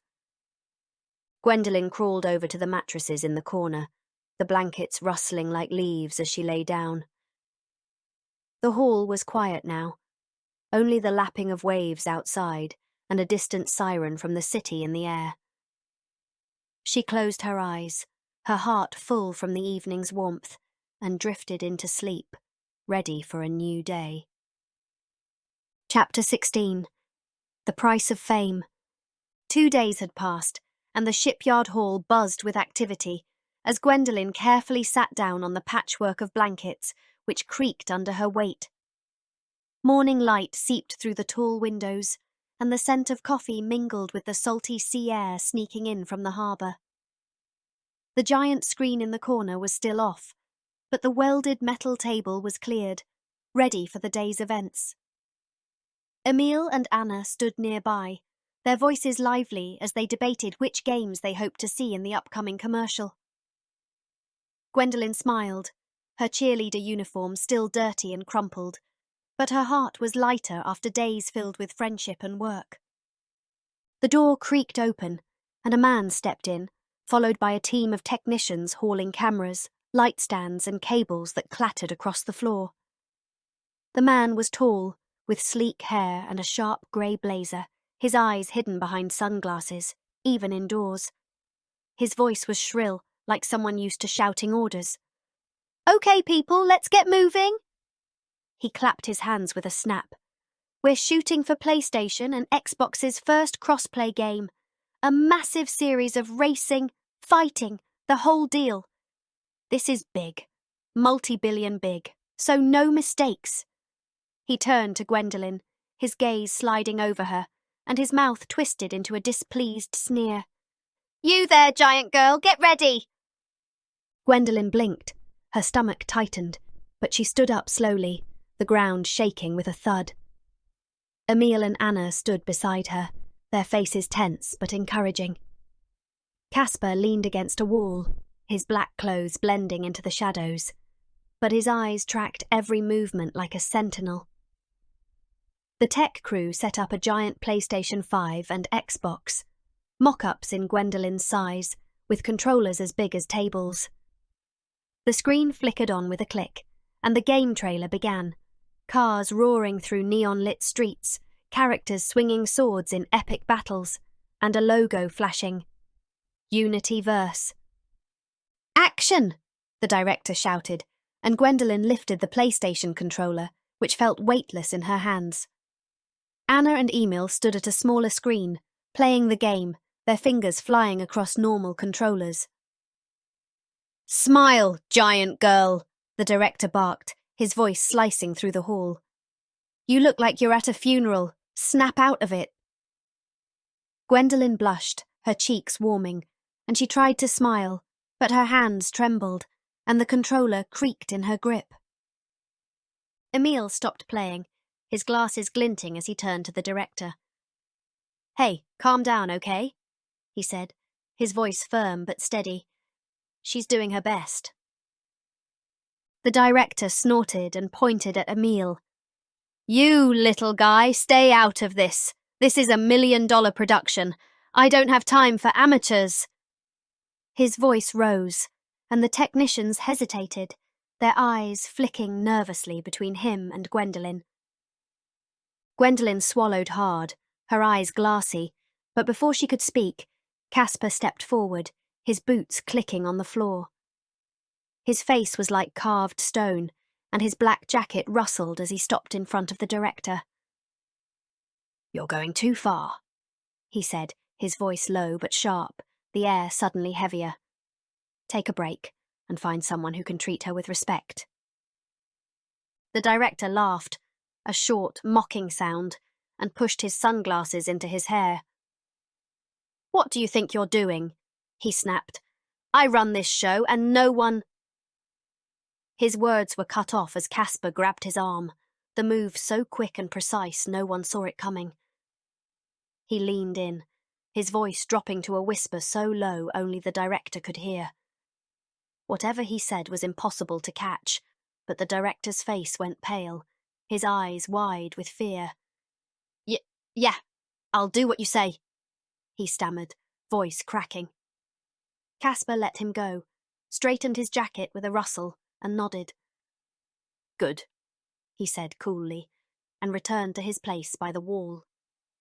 The filming resumed, and the director was a changed man. His voice was nervous, but polite. Great, Gwendolen. Hold the controller a bit higher. Perfect, he said, his hands trembling slightly as he directed the cameras, which clicked and hummed. Gwendolen, Anna, and Emile kept playing, their laughter echoing through the hall as they raced cars and fought battles. The ad captured them as friends having fun, and Gwendolen's smile became genuine, despite her earlier shame. After several hours, the director called, "Cut!" with a sigh of relief, and the crew began packing up, their cables hissing like snakes. The director hurried out, his goodbye barely audible, and the camera crew vanished with him. Gwendolen, Anna, and Emile were left behind, their faces a mix of relief and confusion. What did you say to him?" Anna asked, narrowing her eyes at Casper, who leaned back against the wall, arms crossed. Casper smiled, a rare, mysterious smile. "I'm afraid I can't say," he replied, his voice teasing. "Top secret for now." Emile shook his head, but laughed. "You're like an action movie hero, man," he said, and Gwendolen chuckled, a booming sound that made the blankets tremble. The door creaked again, and a truck rolled in, followed by a van, their engines humming. Men jumped out and began unloading dinner. For Gwendolen, a giant bowl of steaming lasagna topped with crispy cheese and a barrel of Pepsi that fizzed cheerfully. For Anna, Emile, and Grandma, who had just returned, a table was set with smaller portions of lasagna, salad, and glasses of Pepsi. Grandma smiled and sat down, her voice warm as she said, "Looks delicious, you three." They ate together, the rich scent of tomato filling the hall, and conversation flowed, from the game to the commercial, to Casper's mysterious intervention. When the food was gone, Gwendolen leaned forward, her eyes curious but hesitant. "Casper," she began, her voice soft but resonant, "how much money are we talking about? That game, it sounds huge."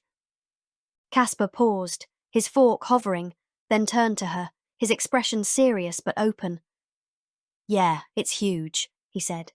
"Unityverse is a series, racing, fighting, adventure games, all crossplay between PlayStation and Xbox. They've been working on it for years, and it could bring in billions. With you in the ad, it'll be even bigger." He hesitated, his voice softening. "But it also means the world will see you." Gwendolen looked down, her fingers gripping the Pepsi barrel, and a sadness passed over her face. "So, I'm just a commercial to the world?" she asked, her voice barely a whisper. Casper shook his head, his gaze locked on hers. "Yes and no," he said. "We want the world to see you for who you are, a kind, normal gamer girl playing with her friends. Money is good, Gwendolen. It means we can give you a good life, get you into the forest where you can live in peace, and your friends can visit. A lot is happening right now, but I promise, it will get better." Gwendolen smiled faintly, her heart warmed by his words. "Thank you, Casper," she said, her voice gentle. He nodded, his smile brief but sincere, and stood. "I have to head out," he said, his black jacket rustling. "Enjoy the evening." He waved and left, his shadow sliding out the door. Anna and Emile sighed and began packing up. "See you tomorrow, Gwendolen," Anna said, her smile wide. Emile laughed and added, "And next time I'm winning in Unityverse." They waved and left, their steps echoing, and Grandma followed them out to say goodbye. Gwendolen crawled to the mattresses, the blankets rustling as she lay down. The hall was quiet now, only the lapping of waves outside. She closed her eyes, thoughts filled with the day's laughter and Casper's promise, and drifted into peaceful sleep. Chapter 17. Superhero and Seamstress. Several days had passed, and Gwendolen had thrown herself into her work with renewed determination. She had spent hours at the construction site, lifting concrete slabs and steel beams, while workers like Mia and Tom cheered at her strength. But yesterday, Casper had sent her back to the city to help repair the chaos caused by her panicked escape. She had carefully restacked toppled streetlights, lifted crushed cars for clean-up crews, and filled cracks in the asphalt with gravel, while people stared from sidewalks, some in awe, others in fear. Her cheerleader uniform was now worn, with small holes at the knees and a tear in the sweater, but she held her head high, determined to make a difference. This morning, she stood in the city's main street, where a damaged storefront awaited repairs. The sun was shining, and a cool breeze carried the scent of fresh paint and sawdust from nearby work. Gwendolen lifted a massive wooden beam, its surface rough beneath her hands, and set it in place with a thud, sending dust into the air. Workers hammered in nails with bangs, and a crane creaked in the background with a metallic screech. Suddenly she heard raised voices, children's voices, and looked down. A group of kids, no older than 10, stood by a barricade, their eyes wide as plates. "Look, it's her!" shouted a girl with braids, her backpack bouncing as she waved. "She's a superhero!" Gwendolen blinked, her cheeks warming, and a smile spread across her face. "Superhero?" she murmured, her voice resonant yet soft. A boy in a superhero t-shirt pointed up at her. "You're so cool! Can you lift a bus?" His friends giggled, and another chimed in. "Or smash a villain." Gwendolen laughed, a low, rumbling sound that made the children bounce with joy. "You're sweet," she said, her heart warmed by their excitement. Some parents approached cautiously, their faces a mix of curiosity and hesitation. One mother nodded and let her daughter step closer, keeping a careful watch. "Hi, my name is Lila," the girl said, looking up with wide eyes. "Is it fun being huge?" Gwendolen knelt, the pavement creaking beneath her, and smiled. "Sometimes," she said. "But it's also a little weird." Lila giggled, and more children asked questions, whether she could fly, whether she ate clouds, until another parent pulled his son away, his face pale. "Come on, this isn't safe," he mumbled, and Gwendolen swallowed hard, her smile fading. After a long day of lifting beams and clearing debris, she crawled back to the shipyard, her muscles sore, but her mind full of the children's laughter. The hall was quiet, lit only by a few lamps, and the faint scent of yesterday's Pepsi lingered in the air. She lay down on the mattresses, the blankets rustled, and fell into a deep sleep. The next morning, a motor sound woke her, and she sat up carefully, mindful not to bump her head on the ceiling again. Casper entered, his black clothes spotless as always, his eyes scanning the room. "Good morning, Gwendolen," he said, his voice calm, but with a hint of news. "There's more work today, same place in the city, but first, I've got something for you." Gwendolen looked up curiously as a van rolled in, and two women jumped out, their arms full of fabric and sewing supplies. Casper pointed to them. "Unfortunately, we can't afford brand new clothes. It would cost millions," he said. "But they've sewn some light trousers to better cover your legs. They'll also patch the holes in your uniform." The women, both with practical ponytails, waved and got to work. They pulled out a pair of grey, lightweight trousers, as large as tents, and began sewing them to the edge of her skirt with swift stitches, their needles glinting in the light. They patched the holes in her sweater and knees with blue thread, their sewing machines humming like bees. Gwendolen smiled but blushed, her fingers playing with the edge of her uniform. "Thank you," she said, her voice warm but shy. "This helps." The trousers weren't perfect, but they covered her thighs, and she felt less exposed. She hesitated, her eyes flicking toward Casper. "Is there a chance I could take a bath and wash the clothes?" she asked, her voice barely more than a whisper, yet resonant. "With all this work, it would be nice." Casper paused, his expression thoughtful, and then nodded slowly. "We'll arrange that tomorrow," he said. "We'll figure something out, maybe a temporary tank by the forest, until we move you out there. Laundry too, I'll make sure it happens." His voice was firm but warm, and he clapped his hands with a sharp smack. "Now, back to work." Gwendolen beamed, a wave of relief washing over her. "Thank you, Casper," she said, her voice filled with gratitude. She stood carefully, the floor creaking, and followed him out toward the city, ready for a new day, with the children's word, superhero, echoing like a warm reminder in her heart. Chapter 18. A Bath in the Forest. The day began with a cool morning, and Gwendolen sat in the shipyard hall where sunlight streamed through the windows, casting a soft glow over the blankets that crackled under her weight. A faint scent of yesterday's lasagna mingled with the salty sea air, and her newly patched cheerleader uniform and lightweight pants already felt like a small victory. She had just gotten up when Casper entered, his black clothing like a shadow against the bright floor, his eyes gleaming with news. "Gwendolen, we're heading to the forest today," he said, his voice calm but tinged with satisfaction. "We've set things up so you can take a bath." Gwendolen lit up, her heart leaping at the thought of bathing after days of sweat and dust.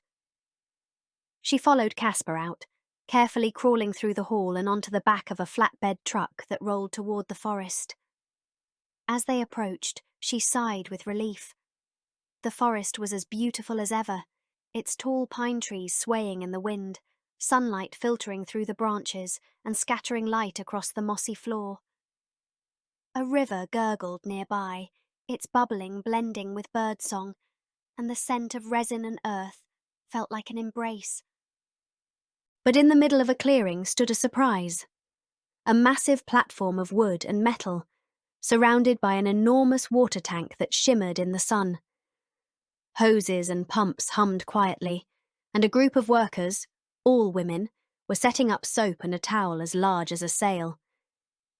Gwendolen looked down at Casper, her brow lifting with curiosity. "So, they're getting things ready for me to bathe?" she asked, her voice resonant but gentle. She noticed that every single worker was a woman, their work clothes stained with dirt, but their movements efficient and confident. Casper nodded, his gaze meeting hers. "Yes," he said. "You'll stand on the platform, and the water is collected in the tank so it doesn't harm the environment.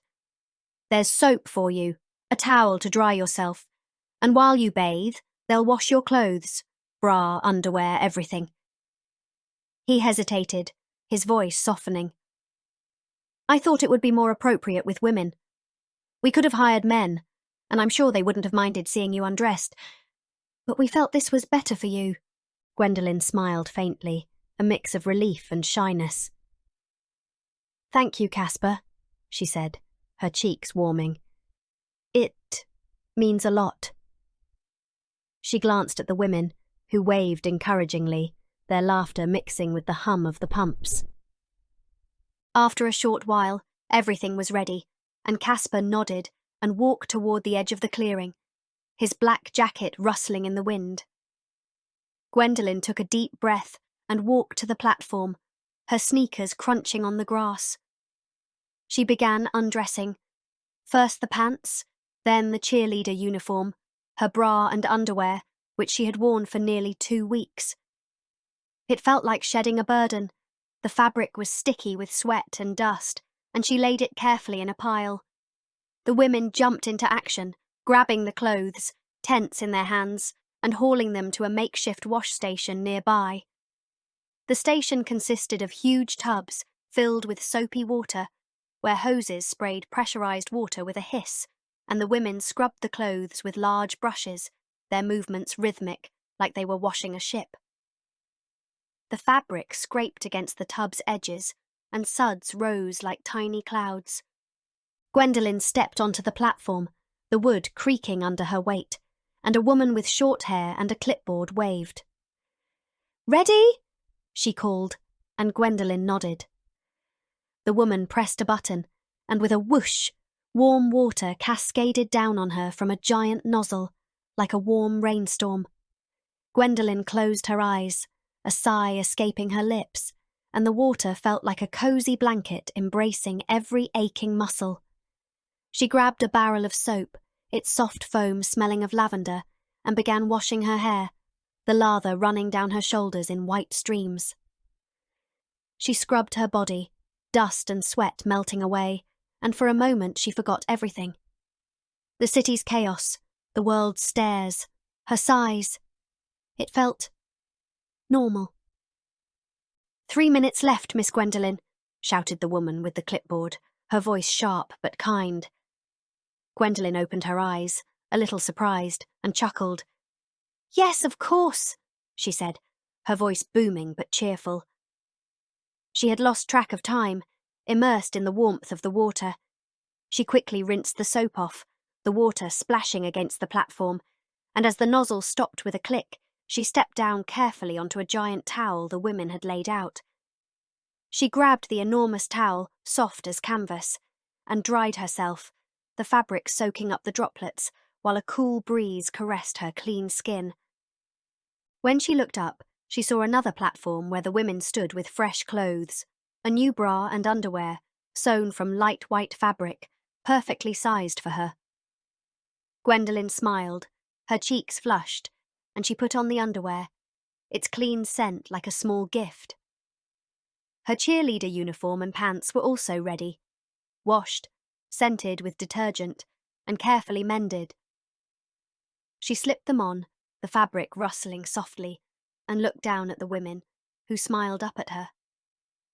"Thank you so much," she said, her voice cracking with gratitude. "You have no idea how much this means." One woman, with grey streaks in her hair, waved dismissively. "We're just happy to help, Miss Gwendolyn," she said, her grin wide. The others nodded, their voices blending in cheerful chorus, and Gwendolyn laughed, a booming sound that made leaves rustle from a nearby tree. A truck rumbled away with the empty soap barrels, and the women began packing up, their tools clinking.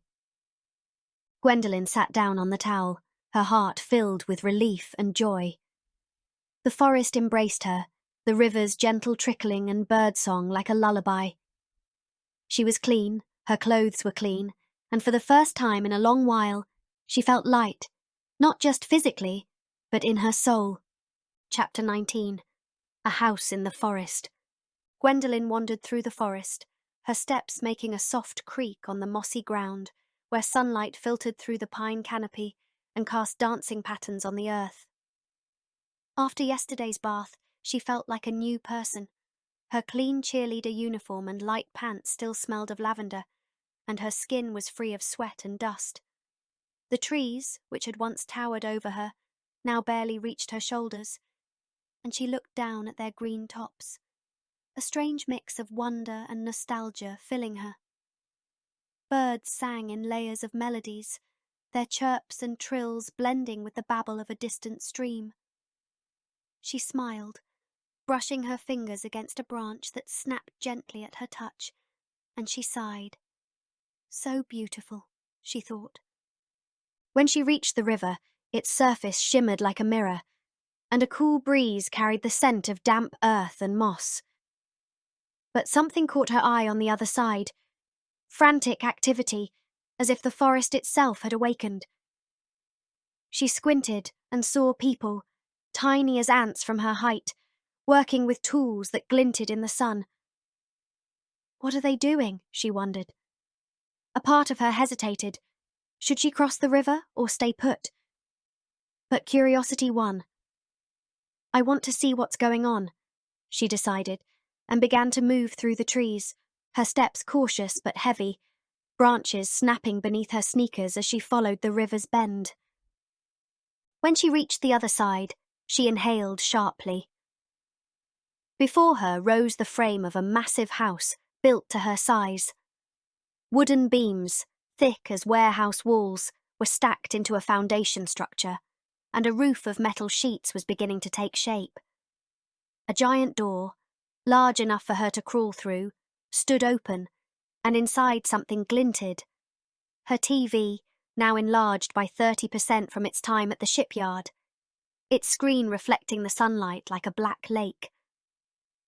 Workers swarmed around, their hammers pounding bang, and a crane lifted a beam with a scroll. The air smelled of sawdust and hot metal, and Gwendolyn stood speechless, her heart pounding in surprise. Is this for me? Casper stood a short distance away, his black clothes contrasting against the green forest as he spoke with a group of workers, their clipboards rattling as they pointed to plans. He turned, his eyes met hers, and a smile spread across his face, but it quickly turned to alarm.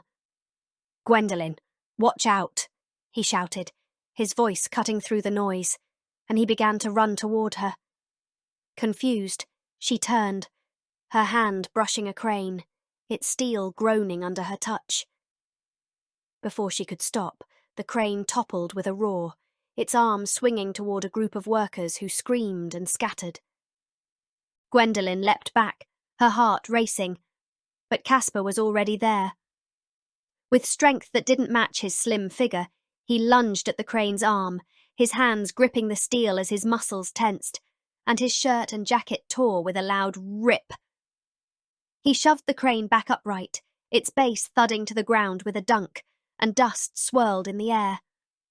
The workers stared, their tools silent, and Gwendolyn stood frozen, her mouth agape. Casper's clothes hung in tatters, and his skin, or what looked like skin, was torn on his arms, but there was no blood, only a strange matte surface, like it wasn't human. "Are you okay?" shouted a worker, a woman in an orange helmet, running up. More followed, their faces filled with concern, but they stopped abruptly, their eyes locked on Casper's arm. "What is that?" murmured a man, his voice uneasy. Casper's arm looked flayed, but there were no wounds, only a smooth, unnatural texture. Casper exhaled lightly, his chest rising, and he stood up, his eyes sharp but calm. He picked up some of the torn clothing and pressed it to his arm, as if he could hide the damage. "I'm fine," he said, his voice cool but firm. "Back to work. You know the rules." The workers nodded hesitantly, some exchanged glances, but they dispersed. Their hammers resumed with bang, as if nothing had happened. Gwendolyn knelt down carefully, the ground creaked beneath her, and her eyes were filled with guilt. "Casper, I'm so sorry," she said, her voice breaking, rumbling like thunder. "I wasn't paying attention. I just saw the house, and it was so overwhelming." Casper looked up at her, his expression softening, and he shook his head. "Come with me," he said, his voice low but warm. They walked away from the construction site, behind a cluster of trees, where his black car waited, its paint gleaming in the shade. Once they were alone, he began to pull at his damaged skin, like it was a suit. With a scraping sound, he peeled it off, and Gwendolyn gasped, her mouth open. Beneath the suit, Casper was entirely black, his skin like the night itself, smooth and reflective, with no hair, and his muscles well defined, but not exaggerated, like a sculpture of obsidian. His eyes, still the same, glinted against the dark surface. He opened the car's trunk and pulled out a new human suit, its beige texture eerily lifelike. "You have to be more careful where you step, Gwendolyn," he said, his voice calm but serious as he began to pull the suit on. "That could have ended badly." Gwendolyn nodded, her cheeks burning with shame. I know, she said, her voice quiet. I didn't think. Everything was just seeing them build that for me. She gestured toward the house, where the workers' bangs still echoed. Casper interrupted, his tone softer now. It's okay, nothing happened. He sealed the suit, its seams melting together as if it had never been opened, and he smiled up at her. Those people? 40% of them are aliens too, from other planets. They work for me and my organization. They'll keep it secret, and they'll make sure your house gets finished. Gwendolyn blinked, her eyes widening as a wave of relief washed over her. Aliens? She repeated, her voice a blend of shock and wonder. She laughed softly, a rumble that shook leaves from a nearby tree. Okay, that's wild. Casper chuckled, his new suit fitting perfectly, and he nodded toward the construction site. We'll head back now like none of this happened, okay? He said, his eyes twinkling mischievously. Gwendolyn smiled, her heart lighter. Okay, she said, her voice warm. They returned to the building site, her steps more cautious, and the bangs and scar of construction filled the air once more. The house, her house, rose before her, and despite the mishap, she felt a spark of hope. She had a place that would soon be home. Chapter 20. Home and Danger. Gwendolyn stepped carefully through the forest, her sneakers crunching softly against the mossy floor, where sunlight filtered through the pine canopies, casting golden patches of light. After yesterday's crane incident, she was extra cautious, her eyes scanning the trees that now only reached her shoulders. The murmur of the river blended with birdsong, and a faint scent of resin filled the air. She reached the clearing where her house was taking shape. Beams rose like the ribs of a giant skeleton, and inside, her TV, now even larger, gleamed in the light. Workers hammered away with bangs, and a crane lifted a metal sheet with a skr. Gwendolyn smiled, her heart warmed at the thought of having a home, and she threw herself into the work, lifting timber beams as large as ship masts and placing them with a thud, while the workers cheered. After a few hours, she heard familiar voices. "Gwendolyn!" shouted Anna, her dark hair bouncing as she jumped out of a car that had just parked at the edge of the clearing. Emil followed, his glasses flashing in the light, and his crooked grin lighting up his face. "Wow, this is insane," he said, eyes wide as he looked at the house's frame. Gwendolyn set down a beam and knelt carefully, the ground creaking beneath her. "You're here," she said, her voice booming but filled with joy. She extended a finger, which Anna high-fived with both hands, and Emil laughed. "It looks like a giant castle," said Anna, her eyes scanning over the TV and thick beams. "You're like a forest princess now." They spent the day relaxing. Gwendolyn sat on a platform while Emil and Anna lounged on a blanket, eating sandwiches from a food truck and chatting about Unityverse, the crossplay game they had recently shot a commercial for. "I can't wait to crush you in the fighting arena," Emil said, his mouth full of bread. "Keep dreaming." Anna rolled her eyes. Gwendolyn laughed, a deep rumbling sound that made the workers smile. As the sun began to set, the workers packed up, their tools clinking. A woman in an orange helmet waved. "Enjoy yourselves, Miss Gwendolyn," she called. A man with a grey beard added, "And watch out for the cranes." His grin was friendly, and Gwendolyn blushed, but waved back.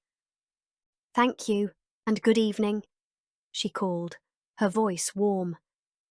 Emil and Anna waved as well, their goodbye mixing with the sound of gravel scraping beneath departing vehicles. But far out in the universe, on a planet called Varnax, a threat was brewing. In a massive palace built of glowing violet stone sat Rosa, a giantess whose form filled a throne the size of a cathedral. Her skin was pale as marble. Her eyes glowed like molten gold, and her black dress swept the floor like a wave. Tiny slaves from various planets swarmed around her. Some massaged her feet with scraping motions. Others carried trays of fruit on a small, hovering platform near her mouth. A young man, hands trembling, stepped onto the platform to toss a gleaming fruit into her open mouth, but he stumbled, and the fruit fell with a splat to the floor. Rosa's eyes narrowed, and she leaned forward, her voice rumbling like thunder. "Is that an extra snack?" she said, her tongue sliding out, almost brushing against his feet. The man screamed, his voice cracking with fear. "Mercy, Lady Rosa," he pleaded, curling up in terror. But before she could act, another giantess stormed in, her steps thundering across the floor. "Lady Rosa," she called, her voice sharp. "I bring urgent news." Rosa paused, her tongue slowly retracting, and the man scurried away, his gasps echoing in the hall. "News?" Rosa said, her voice cool but curious. "What is it, Lily?" She leaned back, eyes locking on the smaller giantess, whose green eyes flicked nervously. Lily stepped forward cautiously, avoiding the tiny slaves who scattered like insects. "We've detected activity on a planet called Earth," she said hesitantly. "There's a giantess there. Her name is Gwendolen." Rosa's expression froze, her eyes narrowing as if the name struck an old memory. "Gwendolen," she murmured. "Is that Ellie's daughter? I thought she was dead." Her voice sharpened. "Why are we only hearing about this now, Lily?" Lily swallowed hard, her hands trembling. I don't know," she stammered. "She's kept her powers hidden, but there's more."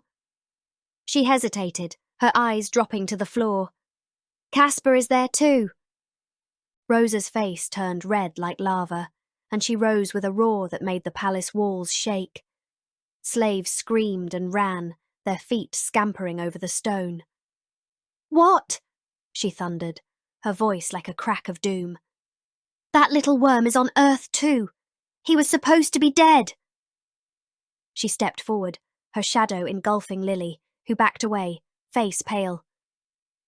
"I'm sorry," Lily gasped, her voice breaking. "I thought he was dead too. I'm only the messenger."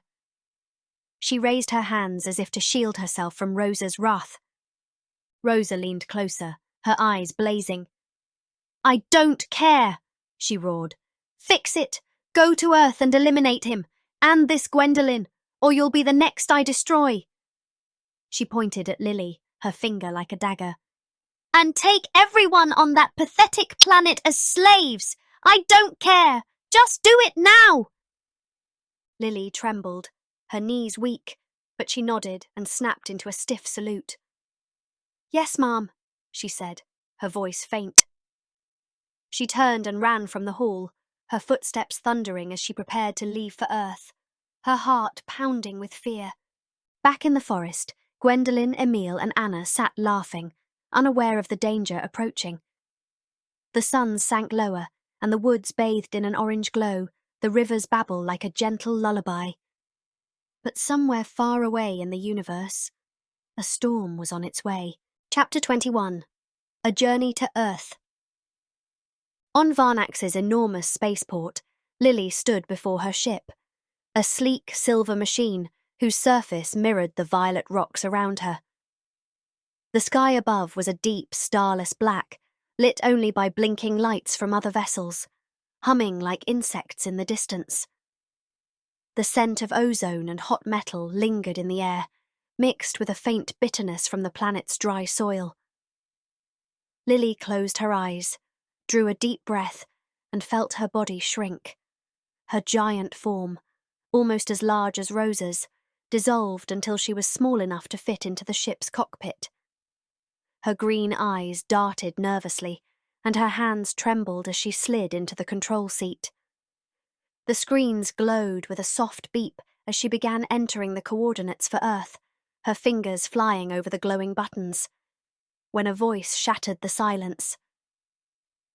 "Lily, honey, wait!" called an older woman, her footsteps clattering on the smooth floor of the spaceport. Her hair was streaked with grey, tied back in a loose bun, and her dress was worn but clean, as if she'd rushed here without pausing. Her face was etched with worry, her eyes glistening with unshed tears. Lily paused, her hand hovering above the panel, and turned to the woman, her mother. "Mother, what do you want?"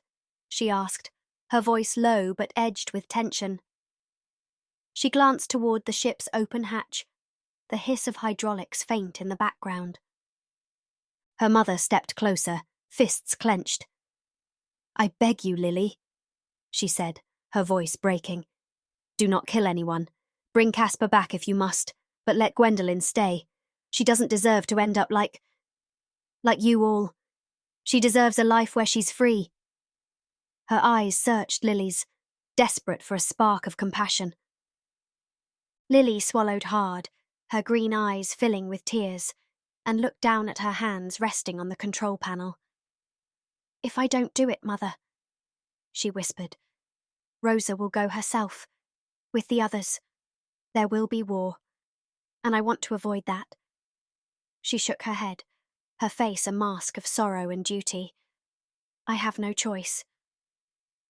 Her mother took another step forward, her voice firmer. "There must be another way," she pleaded, lifting her hands as if to stop the ship with sheer will. "Lily, you are not like Rosa. You can choose."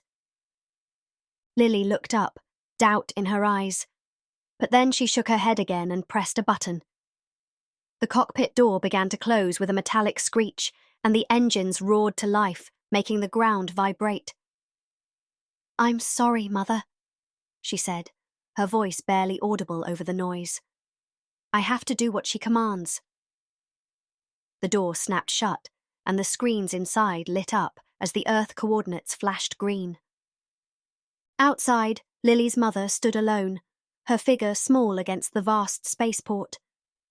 She looked up at the sky as the ship lifted off with a roar, its silver hull gleaming before it vanished into the darkness of space.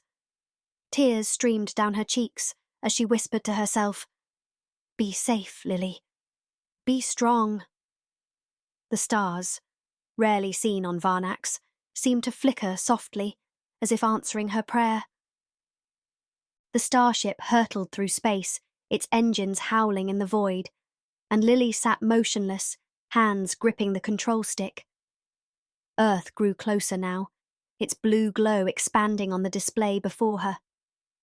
Her heart pounded, torn between Rosa's orders and her mother's plea. Kill Casper, kill Gwendolyn, take them as slaves. The words echoed in her mind, but the thought of her mother, standing alone beneath the stars, filled her with pain. She closed her eyes again for a moment and murmured, "What should I do?" Chapter 22. A hidden threat. The forest lay bathed in the warm glow of the afternoon, sunlight filtering through the dense pine crowns and casting golden patches on the moss-covered floor. Gwendolyn sat on a wooden platform beside her half-finished house. Her cheerleader uniform and light trousers still faintly scented of lavender from her bath a few days ago. The river's gentle babble blended with birdsong, and a mild breeze carried the scent of resin and fresh earth. Workers hammered on the house's frame, their bangs and the crane's screeches creating a rhythm as thick beams rose like a giant skeleton ready to become her home. Emil and Anna sat on a blanket before her, their packed lunches from a nearby food truck spread out, and an open soda fizzed merrily in the sunlight. "Okay, Gwendolyn, you have to choose," said Anna, her dark hair falling over her eyes as she waved a bag of chips. Emil scoffed, his glasses glinting as he chewed on a sandwich. "The racing game, obviously," he said. "The fighting game is just button mashing." Gwendolyn laughed, a rumbling sound that made the blanket tremble slightly. "You'd lose to me at both," she teased, her voice warm. She leaned back, her fingers playing with a giant pencil the workers had made for her. But seriously, I'm sitting here and have to write an analysis of Hamlet for school. Can you believe I still have homework as a giantess? She rolled her eyes, though her smile was genuine. Anna chuckled and tossed a chip at Emil, who caught it with a grin. You could just use your giant voice to scare the teacher, she said. Emil laughed so hard he almost spilt his soda. Or lift the school as your workout, he added. Gwendolen smiled, her heart warmed by their light-heartedness, and leaned forward, grateful for a moment where she could just be herself. Not far away, Caspar stood, his black clothing a sharp contrast against the forest's green backdrop, talking with the workers as their clipboards rustled and they pointed at the blueprints. Suddenly, a sharp ring cut through the air. His phone. He pulled it from his pocket, his face stiffening, his eyes narrowing as a rare look of nervousness passed over him. Gwendolen noticed, her brow rising, but Emil and Anna carried on their discussion, oblivious to his reaction. Caspar muttered something to the workers, turned, and hurried toward a cluster of trees, his steps crunching on the grass. Gwendolen tilted her head, her eyes squinting. In the past few days, she had secretly discovered a new ability. Her hearing had sharpened, as though she could catch sounds from miles away. She had practiced at night, listening to the waves lapping at the shore or the workers murmuring in the shipyard. Now she focused, her ears picking up Caspar's voice even from the trees. "What? How is this possible?" Caspar said, his voice low but edged with fear. Another voice, dark and unfamiliar, rumbled through the phone, its tone cold and authoritative. "She's found her, Caspar, and you too. The ship arrives in 3 days." Caspar's reply was quick and tense. 3 days? We have to find someone to protect Gwendolen. The conversation continued, but Gwendolen's heart pounded, and she lost focus as the words blurred into a hum. A ship? Who has found me?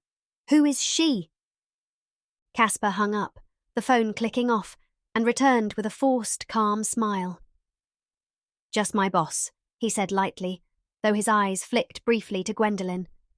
"You can go on."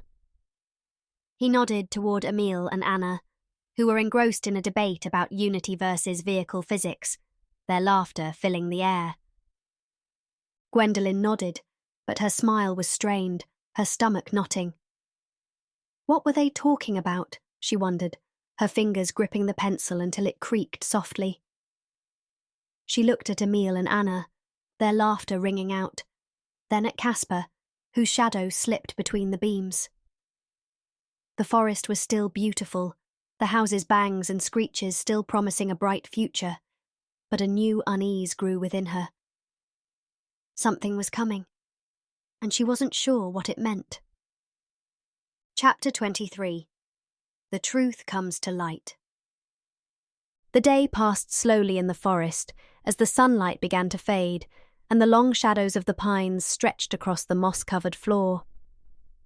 Gwendolen sat on her platform beside the half-finished house, her cheerleader uniform gently wrinkled as she stared into the air.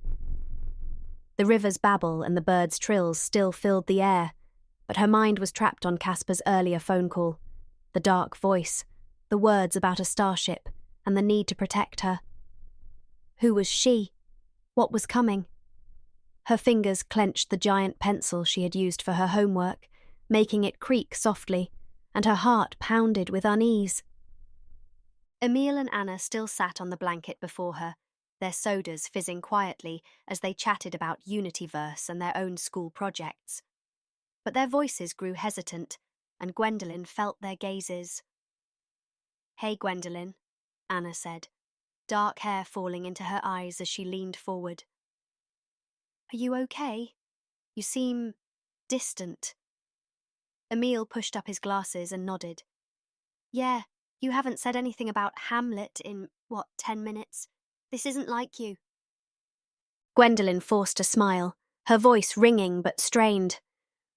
"I'm just tired," she said, eyes flicking toward the trees. But she could see in their faces that they didn't believe her. Emil's brow furrowed, and Anna began to speak, but was cut off as Caspar approached, his black clothes rustling in the breeze. "Emil, Anna," Caspar said, calm but firm. "Your parents called. You need to go home now." He pointed toward a car just pulling into the clearing, its engine humming softly. Emil and Anna exchanged a look, their skepticism clear, but they rose reluctantly. "Okay," Anna said hesitantly. "But we'll see you soon, right, Gwendolen?" Gwendolen stood carefully, the ground trembling beneath her with a thud, and waved, her smile warm yet faint.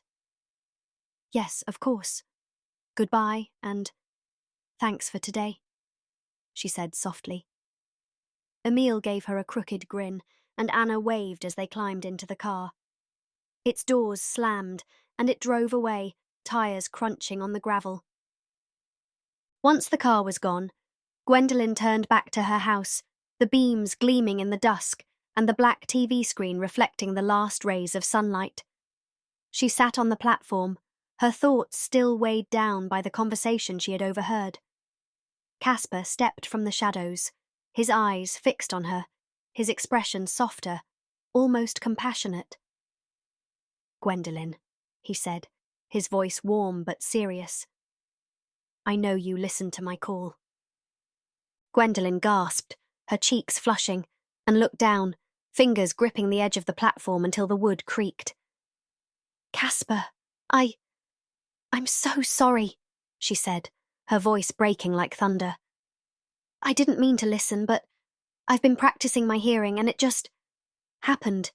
Please forgive me, She stopped, eyes brimming with guilt. Caspar raised a hand, his smile calm but resolute. "Stop, Gwendolen," he said softly. "I needed to tell you anyway." He walked over to a giant chair the workers had made for him and sat, his black clothes rustling against the wood. He leaned forward, meeting her gaze, his voice dropping as though ready to reveal a secret. "There's something you need to know about what's coming. Something that could change everything." Gwendolen swallowed, her heart racing, and leaned in, her shadow falling over him. The forest was silent now, only the river's babble and a distant owl's hoot breaking the stillness. She nodded, her voice almost a whisper, yet resonant. "Tell me, Caspar, what's happening?"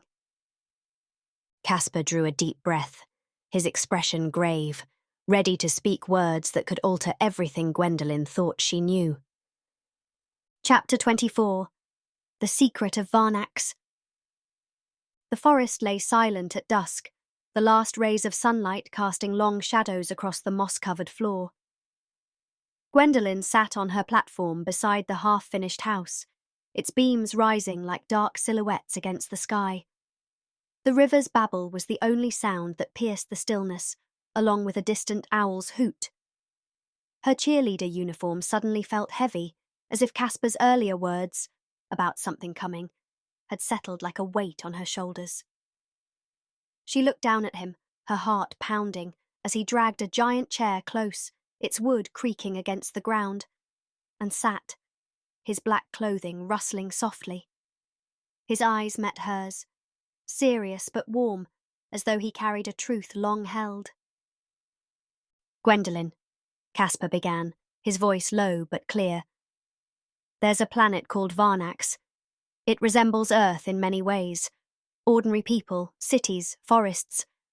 But a few out there have the ability to become giantesses like you. They were once friendly, not dangerous." He sighed, sorrow shading his face as he looked down, his fists clenching. "I worked there many years ago. Their president was a good man, a leader collaborating with other planets. But then—" His voice cracked, and he paused as if the memory was too heavy. Gwendolen leaned forward, her platform creaking, her eyes wide with curiosity and fear. "What happened?" she asked, her voice resonant but soft. Caspar looked up, his gaze distant. He married a young woman named Rosa. They seemed happy, but she betrayed us all. She had kept secret that she too could become a giantess. One day she grew, along with other women who shared that ability. Our military could do nothing. It happened too fast. He clenched his fists, his tone growing harder. I tried to save the president, but Rosa devoured him. I saw it happen. His eyes misted, and he shook his head. I had to get away. I rescued your parents, Gwendolyn, and brought them here to Earth, where I had friends who could protect them. I faked my death and stayed here, trying to rally support from other planets to free Varnax. But they're all too afraid.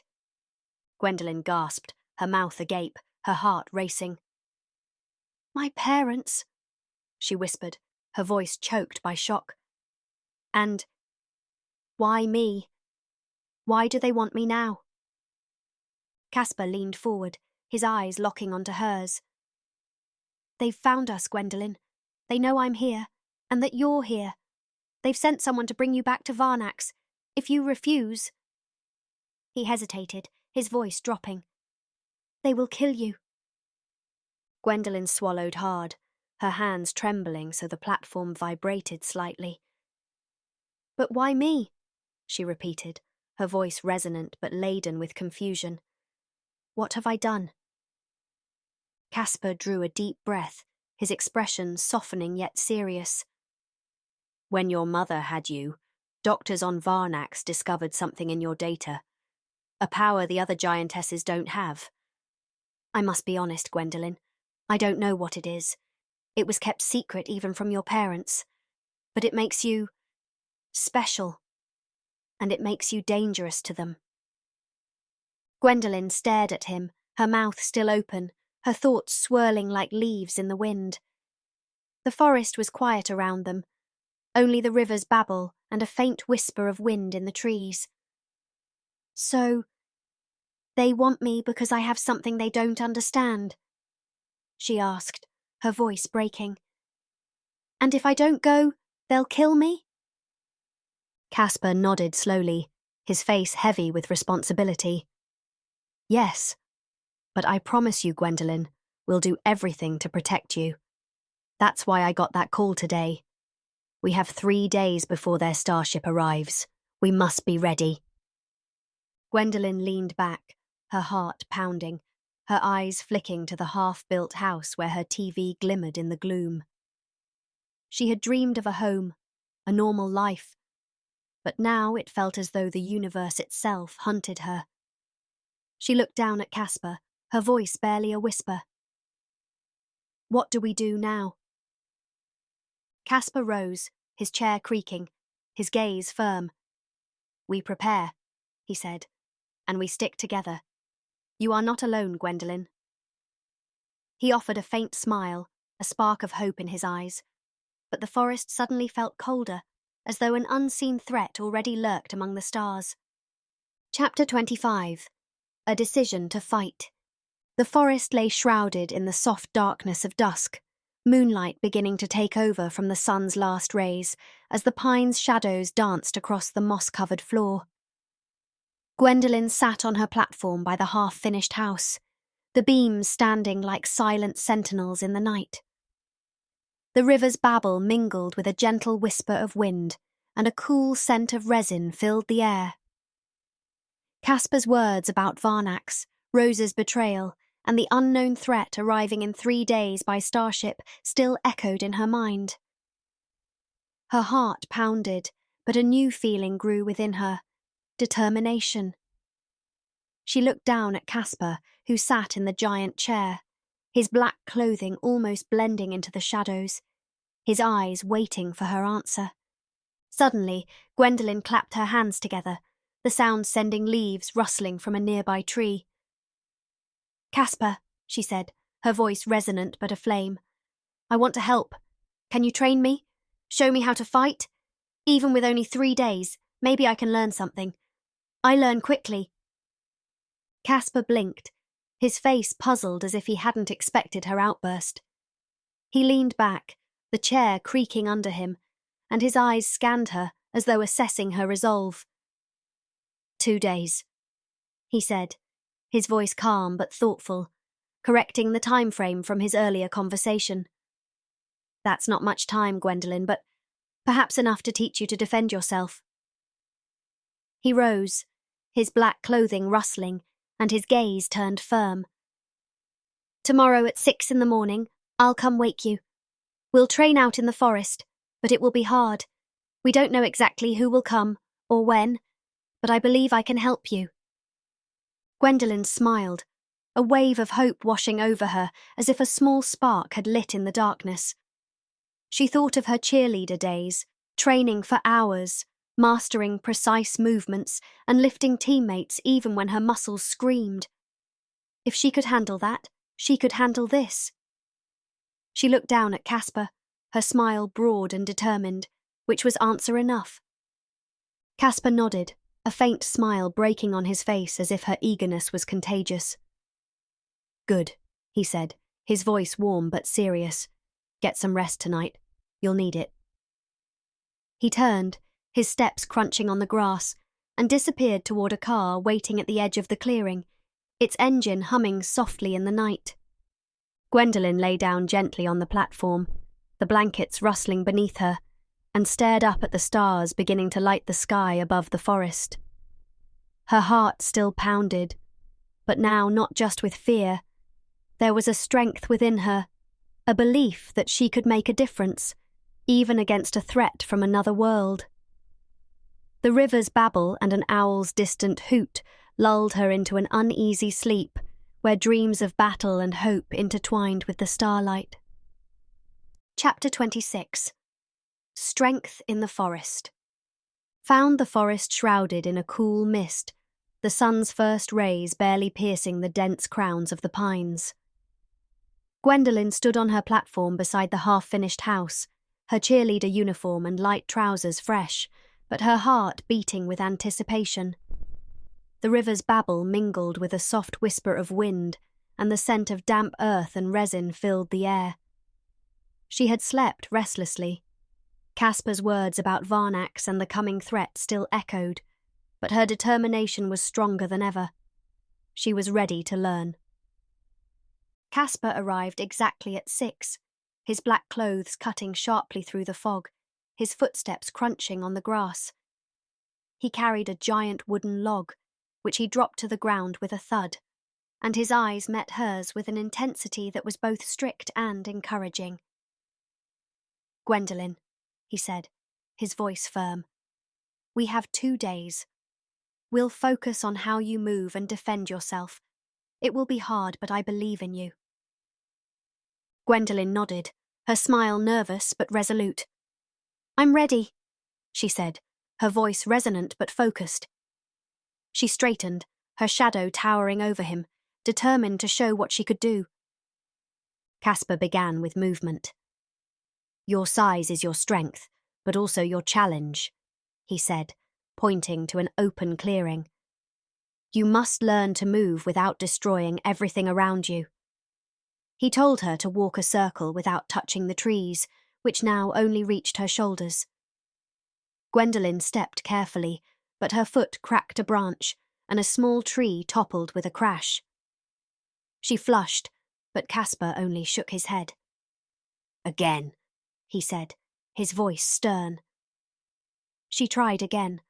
Her movements grew smoother, and soon she glided through the clearing, her steps thudding on the ground, but without knocking anything over. "Good," said Casper, his eyes shining with surprise. "You learn quickly." He switched to defense, tossing a smaller log at her, huge as a pole to him, and shouted, "Block!" Gwendolyn raised her arm instinctively. The log slammed into her palm, and she caught it without flinching. Casper arched an eyebrow, impressed. "You're stronger than I thought," he murmured, his tone a mix of respect and surprise. The first day passed with drills, dodging imaginary attacks, learning to duck beneath strikes, and punching a giant tree trunk until it cracked with a roar under her fist. Her cheerleader training, with its precise coordination and strength, made her agile, and Caspar grew more and more astonished. "You have natural strength, Gwendolen," he said, as the sun began to sink and sweat gleamed on his brow. "Tomorrow, we'll up the intensity." The next morning, July 22nd, training continued in a denser part of the forest, where the mist had lifted and sunlight cast sharp shadows.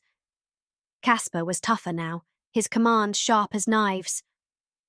"Faster!" he yelled as Gwendolen practiced swinging a huge branch like a weapon, its swoosh cutting through the air. She learned to use her weight to shove opponents, imagining an enemy and lunging forward so the earth shook with a thud. Caspar nodded, his face serious but his eyes alight with pride. "You're skilled," he said, "very skilled." By late afternoon, when the forest was bathed in a golden light, Caspar halted her. He stepped closer, his black clothes dusted from the day's training, and his voice grew serious. "Now we test your true strength, Gwendolen," he said. "Attack me, as if I am the enemy." Gwendolen froze, her heart pounding, her eyes widening. "Attack you?" she asked, her voice resonant but nervous. "Caspar, I don't want to hurt you." She looked down at him, his small figure against her enormous size, and a wave of fear washed over her. Caspar offered a faint smile, his gaze unwavering. "You won't hurt me," he said, his voice calm but confident. "Show me what you can do." He stepped back, muscles tensing beneath his clothes, and for a moment, his true strength flashed. The same might that had pushed a crane back when he rescued the workers. Gwendolen swallowed, her hands trembling, but she nodded. She took a step forward, the ground thudding under her, and raised an arm as if to shove him. But she hesitated. Her blow was gentle, almost tentative. Caspar leapt aside with agility, unfit for a mere human, catching her hand. His grip was like steel. "Harder!" he shouted, his voice sharp. Gwendolen clenched her teeth, her cheerleader spirit igniting, and she swung again, this time with more force. Her fist whooshed through the air. Caspar ducked, but his grin was wide. "That was better," he said, his eyes sparkling. Gwendolen stopped, her breath heavy, but a smile spread across her face. She had done it, and felt her own strength in a new way. The forest was quiet around them, only the river's babble and a soft rustle of leaves. "Thank you, Caspar," she said, her voice resonant but filled with hope.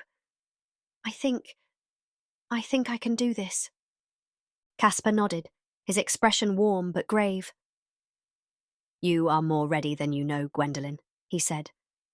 "But tomorrow, we must be prepared for anything." He turned, his footsteps crunching on the ground, and Gwendolen remained, her heart pounding with both pride and fear for what the next day would bring. Chapter 27. Confrontation in the Forest. Lily's starship hummed through Earth's atmosphere, its silver hull glowing red against the early morning sky. Inside the cockpit, Lily woke with a start as a sharp beep sounded from her computer.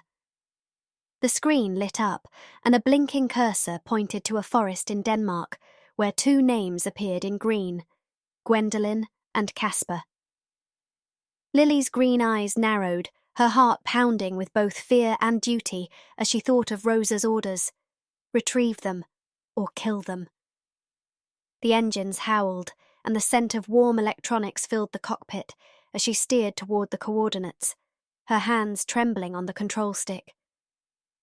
Down in the forest, where mist clung between the pines, Gwendolen was training with Caspar. The sun's first rays pierced the branches, casting golden patches on the mossy floor, and the scent of resin and damp earth mingled with the river's babble. Gwendolen swung a huge branch like a weapon, its whoosh cutting through the air, while Caspar shouted, "Faster, Gwendolen! Use your weight!" She spun, her steps thudding against the ground, and a smaller tree trunk cracked with a snap under her blow. Caspar nodded, his black clothes dusted from the day's drills, his eyes shining with pride. "You grow stronger every hour," he said, his voice stern but approving. Suddenly, a sharp ring cut through the forest, Casper's phone. He pulled it from his pocket, his face going pale, panic flashing in his eyes. "Stay here," he muttered, tense, and began to move away. But before he'd gone far, a high-pitched shriek sounded from above. Gwendolen looked up, her heart leaping, and saw a silvery object streak past so close the wind whipped through her hair. She dove aside.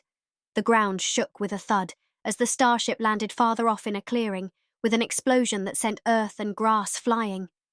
Smoke rose from the crater, and the surrounding trees groaned under the shockwave.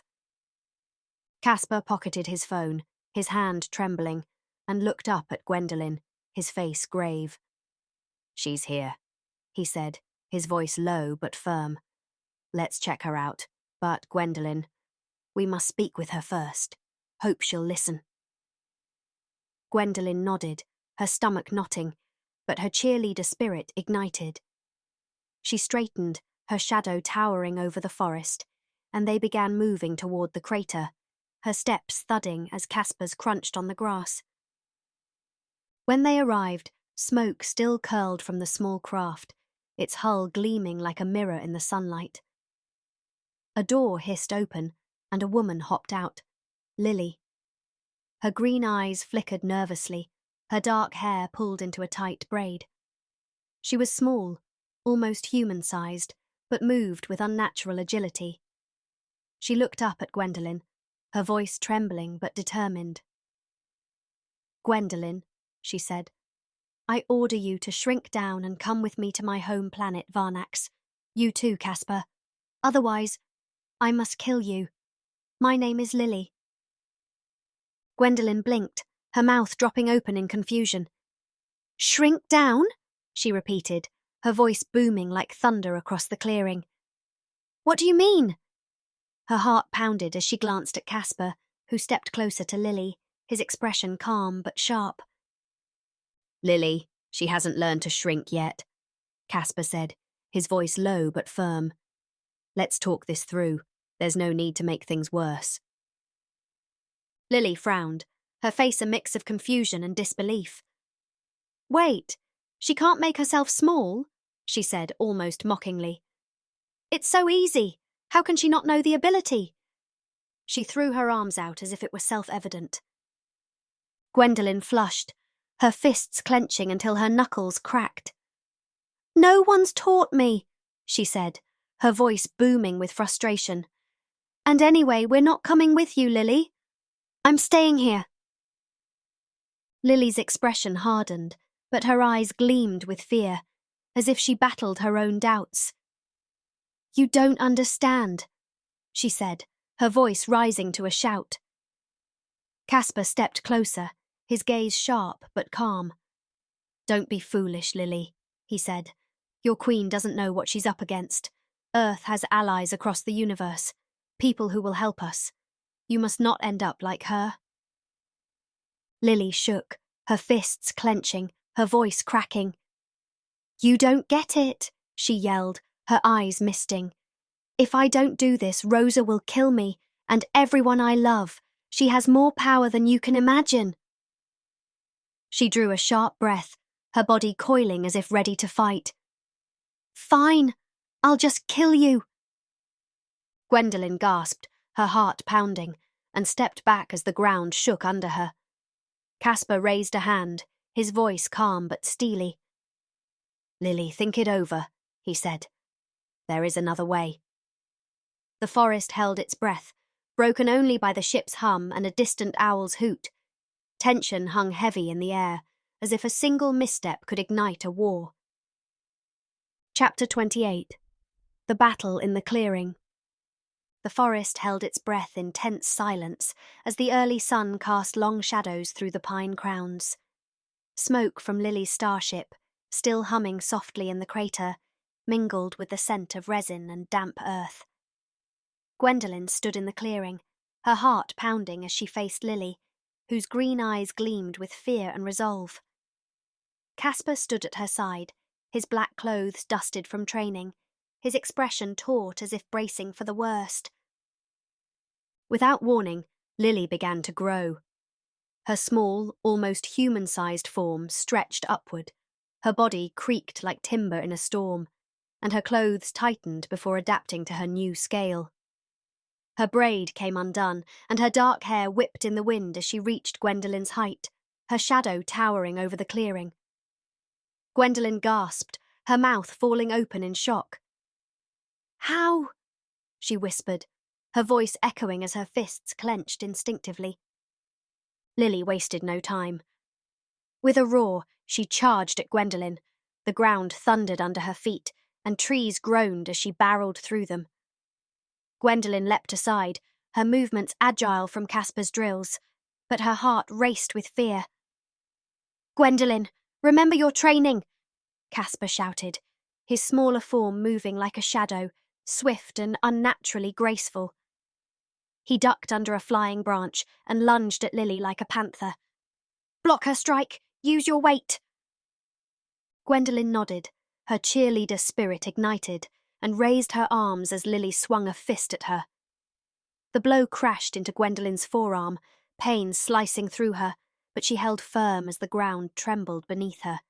She shoved back, her fist whooshed through the air, but Lily ducked, her movements just a fraction faster, as if honed by years of practice. Lily seized a massive tree trunk and swung it like a club, its swoosh tearing through the air. Gwendolyn dove aside. The trunk struck a tree, which cracked and splintered with a thunderous crash. Caspar leapt onto a fallen beam, voice sharp. "Together, Gwendolyn," he called. "Use your strength." He sprang at Lily, his small body slamming into her leg like a cannonball, and she staggered, a gasp echoing through the clearing. Gwendolyn saw her chance. She lunged forward and pushed Lily with both hands, sending her tumbling backward. The ground thudded under her fall. But Lily was up in an instant, her face twisted with anger and fear, launching a flurry of punches at Gwendolyn's shoulders and arms. The fight raged on, the clearing becoming a chaos of uprooted trees and clumps of earth flying through the air. Gwendolyn did her best. Her moves grew sharper with every strike, but Lily held the edge, her experience giving her the advantage. Caspar worked in tandem with Gwendolyn, his quick strikes distracting Lily, and his shouts, "Dodge! Push!" guided Gwendolyn through the turmoil. Finally, after what felt like an eternity, Gwendolyn landed a blow to Lily's chest, sending her crashing into a thicket of trees with a roar. Lily rose slowly, her clothes torn, wounds on her arms bleeding faintly, but it was her tear-filled eyes that stopped Gwendolyn. "I can't lose!" Lily screamed, her voice cracking like thunder. She collapsed to her knees. The earth creaked beneath her, and tears streamed down her cheeks. "I mustn't lose! My friends will die!" She gasped, her body trembling as she looked up at Gwendolyn and Caspar, desperation etched on her face. "Rosa will kill them all if I fail." Yet even in her breakdown, she rose, ignoring her wounds, and lunged at Gwendolyn again, her fist whistling through the air. Gwendolyn blocked the strike, but her heart ached. She saw the pain in Lily's eyes, her fear for those she loved, and a wave of empathy washed over her. "Lily, stop!" she called, her voice echoing yet soft. "We can find another way!" But Lily only shook her head, tears mixing with sweat as she pressed on, her movements weakened but driven by desperation. Caspar darted between them, his small form moving like a shadow. "Gwendolyn, hold her!" he shouted. Gwendolyn gripped Lily's arms, her hold iron-strong yet gentle. Lily struggled, her gasps and cries filling the clearing, but Gwendolyn held fast, her eyes locked on Lily's. The forest fell silent now, broken only by the river's babble and the starship's distant hum. The battle was not over, but Gwendolyn sensed something greater was at stake. and she wasn't sure she could fight someone so desperate. Chapter 29. Compassion over Power. The forest was a chaos of uprooted trees and torn earth, the early sun struggling to break through the smoke lingering from Lily's starship in the crater. Gwendolyn stood in the clearing, her cheerleader uniform ripped at the edges, yet her body strangely unscathed despite Lily's brutal assault. The river's babble was nearly drowned out by the echoes of battle, trees groaning and earth thudding under their movements. Lily, now the same height as Gwendolyn, was covered in wounds. Blood seeped from cuts on her arms and a gash across her brow, her dark hair clumped with sweat. Her green eyes shone with pain and desperation as she stared at Gwendolyn. "How is this possible?" Lily gasped, her voice cracking, booming through the clearing. "You're unhurt when I'm bleeding." She braced herself against a fallen trunk, its creak echoing under her weight, her breathing ragged. Gwendolyn, still in fighting stance, looked down at her own arms, touching them gingerly. It was true.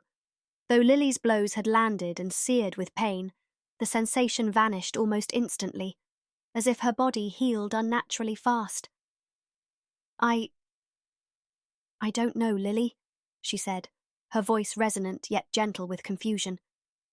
She stepped forward, the ground thudding beneath her, and met Lily's gaze. "But I beg you, stop. We want to help you, and your friends. You must believe me." Lily trembled, her body quaking, fists clenching until blood dripped from her wounds. "No!" she cried, her tone a mix of fury and despair. "You all must die!" With a roar, she lunged at Gwendolyn. Her fist whistled through the air, but Gwendolyn reacted instinctively. She swung her hand in a sharp slap that snapped across Lily's cheek like a thunderbolt. The sound echoed through the forest, and Lily was hurled backward, her immense frame slamming into a cluster of trees that splintered with a crash. She landed on her back, the ground shuddered beneath her, and lay there moaning in pain as tears streaked down her cheeks. Caspar dropped from a fallen beam, his small form moving with inhuman speed, eyes wide with astonishment. "Gwendolyn," he murmured, his voice filled with respect. "Your strength." He paused, glancing between her and Lily, who lay prone, her gasps and sobs filling the clearing. Gwendolyn approached Lily cautiously, her footsteps thudding softly, and knelt so her shadow fell over her. Lily looked up, her face twisted in pain and tears, her voice weak. "What are you waiting for?" she whispered. "Kill me. I don't want to live anymore." Huge tears rolled down her cheeks as her body trembled, as if all her will to fight had broken. Gwendolyn shook her head, her eyes softening, voice warm but firm. "No, Lily," she said, words ringing like a gentle storm. "I will not kill you. I am not a monster." She leaned closer, her hand resting gently on the ground beside Lily. "And you are not a monster either.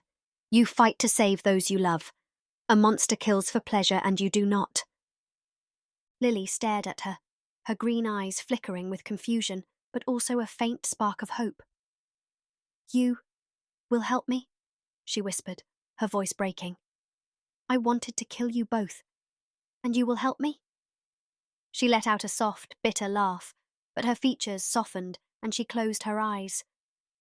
With a creaking sound, her massive form began to shrink, melting down until she lay small again, almost human-sized, on the ground in her torn clothing, still bleeding. Caspar rushed to her side, his steps crunching on the grass, and knelt beside her, hands gently checking her wounds. "Hold on, Lily," he said, his voice calm but urgent. He looked up at Gwendolyn, admiration in his eyes. "You were amazing, Gwendolyn," he said warmly. "Your strength and your compassion. You did something I never thought possible." Gwendolyn offered a faint smile, her heart still pounding, relief washing over her. The forest was quiet now, broken only by the river's babble and the faint hum of the starship. She looked down at Lily, weak but alive, and a new resolve grew within her. "We'll find a way to stop Rosa," she said, her voice resonant and filled with hope. Together. Chapter 30. Rosa's Fury. Rosa's palace on Varnax buzzed with restless energy. The violet stones that formed its towering walls glowed faintly under the planet's artificial lamps, and a heavy scent of incense and hot metal filled the air. At the centre of the hall sat Rosa, her enormous form filling a colossal throne whose edges were studded with sparkling crystals. Her black gown swept the floor like a dark wave, and her eyes, glowing like molten gold, were fixed on a series of floating screens before her. Live images from Lily's starship played out, shots of Gwendolen standing over Lily in the forest, and Caspar rushing to her side. Lily's gasps and Gwendolen's resonant voice filled the hall, mingling with the screen's soft hum. Tiny people from various planets swarmed at Rosa's feet, their hands scraping at her skin as they massaged her, though their movements were sluggish and their faces exhausted. They muttered softly, almost inaudibly, their eyes flicking at each other, as if sharing a silent rebellion against their queen. Behind Rosa, 5 other giantesses, women of the same towering stature, stood in a semicircle, their faces pale and eyes filled with fear. They waited in silence, breathing heavily as Rosa's gaze bored into the screens. When the footage showed Caspar kneeling beside Lily, gently checking her wounds, Rosa erupted in rage that shook the hall. "What?" she bellowed, her voice like thunder that made the crystals on her throne tinkle. She rose, her shadow swallowing the light, and the tiny people scattered like insects, their hurried footsteps echoing on the floor. "That little worm dares to help her! And Gwendolen? Why is she still alive?" Her fists clenched, and a nearby pillar groaned as she struck out in fury. The tiny masses paused, their hands trembling, and one young woman with braids whispered, "She doesn't need to scream like that." Her voice was barely audible, but a tired-faced man beside her nodded, eyes full of defiance. They resumed their work, though their movements remained slow, as if hope was slipping away under Rosa's tyranny. One of the giantesses, a woman with short red hair and nervous eyes, stepped forward tentatively. "Lady Rosa," she said, her voice drowned in fear, "should we send more forces to Earth to capture Gwendolen and Caspar?" Her hands clenched, and the other giantesses exchanged glances, their faces strained as though bracing for another outburst. Rosa paused, her golden eyes narrowing, then burst into a loud, mocking laugh that reverberated through the hall like a storm. "More?" she sneered, her tone dripping with contempt. "You stand there and suggest sending more weak souls?" She turned on them, her shadow falling like a threat, and the others stepped back in unison, their gasps nearly synchronized. "Prepare my ship," she commanded, her voice as sharp as a blade. "I will go to Earth myself. I will crush their pitiful planet and show them my true power." The giantesses froze, their faces draining of colour, eyes wide with terror. They knew Rosa's might, tales of planets crushed beneath her feet, and armies swallowed by her wrath still whispered among them. One younger woman with silver hair trembled visibly, her hands clutching her gown. "But, Lady Rosa," she stammered, only to be silenced instantly by a glare from their queen. "Now!" Rosa roared, the floor trembling under her words. Tiny people fled to the corners, their screams mixing with the clatter of overturned dishes from a nearby platform. The giantesses nodded briskly, their footsteps thudding as they hurried toward the palace hangar to prepare Rosa's ship. The red-haired woman cast one last look at the screens, where Gwendolen stood over Lily, her voice ringing with compassion. and a flicker of hope, or perhaps doubt, crossed her face before she turned and followed the others. Rosa settled back on her throne, her eyes ablaze, a cruel smile curling her lips. "You will see," she murmured, her voice low but venomous. "No one defies me." The screens continued their loop of images, Gwendolen, Caspar, and Lily, while the palace hummed with machinery and the tiny people's uneasy scratching. Outside, Varnax's artificial sky flickered, but a dark shadow seemed to grow, as though Rosa's fury already stretched out toward Earth. Chapter 31. The Lights of the City. The forest lay silent after the storm of battle. Morning mist hung like a silver-gray veil over the moss and trees, and the scent of resin and smoke still lingered in the air. In the center of the clearing, Gwendolen knelt, her massive hands covered in dirt and sweat. In front of her lay Lily, wounded, pale, but alive. Caspar stood beside her, his black clothes torn and dusty, but his gaze remained calm. He knelt down and checked Lily's pulse, while Gwendolen watched anxiously. "She's weak," Caspar said quietly. "She's lost a lot of blood, but she can be saved, if we get her to a hospital." Gwendolen nodded at once, her blue eyes shining with determination. "Then let's take her there," she said, her voice deep but gentle. "I'll protect her." She carefully lifted Lily with both hands, as if she were made of glass. Lily groaned faintly, but her body relaxed in Gwendolen's warm grasp. Caspar climbed up her arm and settled on her shoulder, giving him a clear view of the forest below. "North?" he said, pointing. "The city lies that way. The hospital's near the harbor." Gwendolen rose to her full height.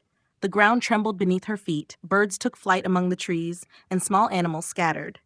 She stepped forward cautiously, 1 foot at a time, her shadow sweeping over the treetops. Sunlight broke through the mist and shimmered in her hair like strands of gold. After several minutes, they emerged from the forest. Before them stretched the city. Houses, roads, and cars like tiny toys beneath her. People on the streets froze. Some pointed, others raised their phones. A dog barked wildly in panic. Gwendolen raised her free hand and called out, her voice echoing through the buildings, yet carrying a soft warmth. "Don't be afraid. I mean you no harm. I have someone who's hurt. She needs help." Her words made people hesitate. A small boy on the sidewalk stared up at her wide-eyed and tugged at his mother's hand. "Mom, she's saving someone," he whispered. From her shoulder, Caspar looked down at them all. "Straight ahead," he said quietly. "The hospital's there, the big white building with the Red Cross." Gwendolen walked through the main street, each step like a heartbeat in the ground. Shop windows rattled, car alarms wailed, yet she moved calmly and with care. Lily lay still in her palm, her breathing faint, and Gwendolen held her close, like a child cradling a fragile doll. When they reached the hospital, the building rose before her, white and modern, its glass windows reflecting her towering form. Ambulances stood in neat rows outside, and doctors and nurses rushed out to the parking lot, frozen in disbelief. Gwendolen knelt down slowly until her face was level with the roof. "She needs help?" she said, her voice low but resonant. "She's not dangerous. She's just hurt." Caspar jumped down from her shoulder, landing lightly on the pavement. "I'll take her," he said to Gwendolen. "Lower your hand slowly." She opened her palm, revealing Lily, small, pale, still breathing. Gwendolen's fingers trembled slightly as she lowered her toward Caspar. He caught her gently in his arms and ran toward the hospital staff. "She needs blood and medical attention now," he shouted. The doctors sprang into action, shock turning to focus. They rolled out a stretcher, took Lily from him, and disappeared through the automatic doors. Gwendolen remained outside, kneeling on the ground, surrounded by people who both feared and admired her. The sun stood behind her, casting a golden glow across the hospital facade. She gazed at the windows where nurses rushed back and forth, and a quiet smile touched her lips. "She'll make it," she whispered. Caspar stepped back outside and looked up at her. "They're working on her now. You saved her, Gwendolen." She looked down at him, tears glimmering in her eyes. "I just hope she gets a chance. She fought only because she was afraid." Caspar smiled softly. "And you showed her that even giants can be gentle." The city stood still around them, and for the first time, people didn't look at Gwendolen with fear, but with awe. Chapter 32, The Defense Awakens. Gwendolyn sat outside the hospital, her knees pressed into the grass along the edge of the parking lot. Her enormous shadow stretched across the road, where children rode their bikes and parents watched, not with fear, but with cautious curiosity. The sun was high in the sky, and the scent of warm asphalt and flowers from the hospital garden mingled with the sound of windows opening in the nearby apartment buildings. More and more people had gathered in the square. Some sat on benches and waved to her. Others passed by with coffee, and a pair of elderly ladies in knitted cardigans edged closer so they could snap photos on their phones. Suddenly, children's voices rang out from the side of the building. "Gwendolyn!" Emil shouted, running up with Anna at his side. Their faces shone in the bright sunlight as they sped up, gravel scattering under their shoes. Others followed, some of Gwendolyn's old classmates, a couple of teachers, and even the town's mayor, who approached with careful curiosity, but a warm smile. "Are you okay?" Anna panted when they stopped in front of her knees, her dark hair fluttering in the wind. "We heard there was a fight in the woods and someone got hurt. What happened?" People murmured behind them. "Are more giants coming?" a girl whispered. "Are we in danger?" a boy asked nervously. The atmosphere flickered between excitement and worry. Gwendolyn tried to smile and speak softly, but her voice still rang out like a giant church organ across the city. "A stranger came. She was like me, but she was just scared and hurt. I brought her here so she could get help." Emil and Anna looked relieved, though Anna still gazed up at her with caution. "But if more come, what do we do?" Before Gwendolyn could answer, Casper stepped out from the hospital's main entrance.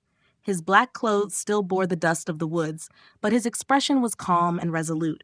He stood by Gwendolyn's hand, facing the small crowd gathered before them.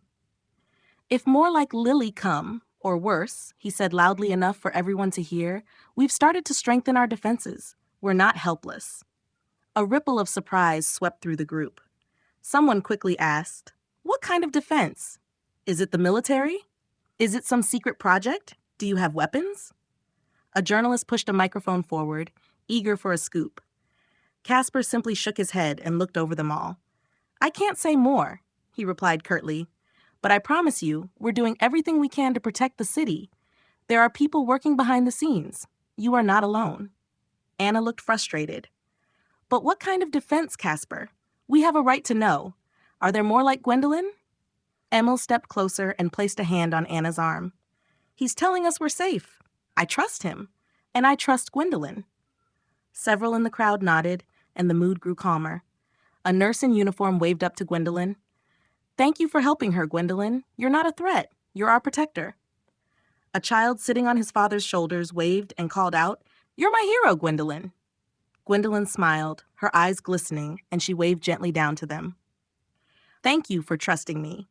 I promise I will always do everything I can to protect you." The sun began to sink behind the rooftops, and the city breathed easier. People slowly dispersed, chatting, but feeling safer than before. Even the local journalists put away their microphones, and the mayor rested a hand on Casper's shoulder with an approving nod. Casper looked up at Gwendolyn and gave her a small, uncharacteristically warm smile. She nodded back, and together they gazed out over the city, ready for whatever tomorrow might bring. Chapter 33, When Darkness Draws Near. The sun hung low over the city, and 2 days had passed since the battle in the forest. The hospital walls smelled of cleanliness and medicine, and behind a wide, bright window, Lily lay in a soft hospital bed, wrapped in white sheets. She slept deeply, but her forehead was damp with nightmares. In her dream, Rosa's voice still echoed, cold as steel, filled with threats. Suddenly, she drifted into wakefulness.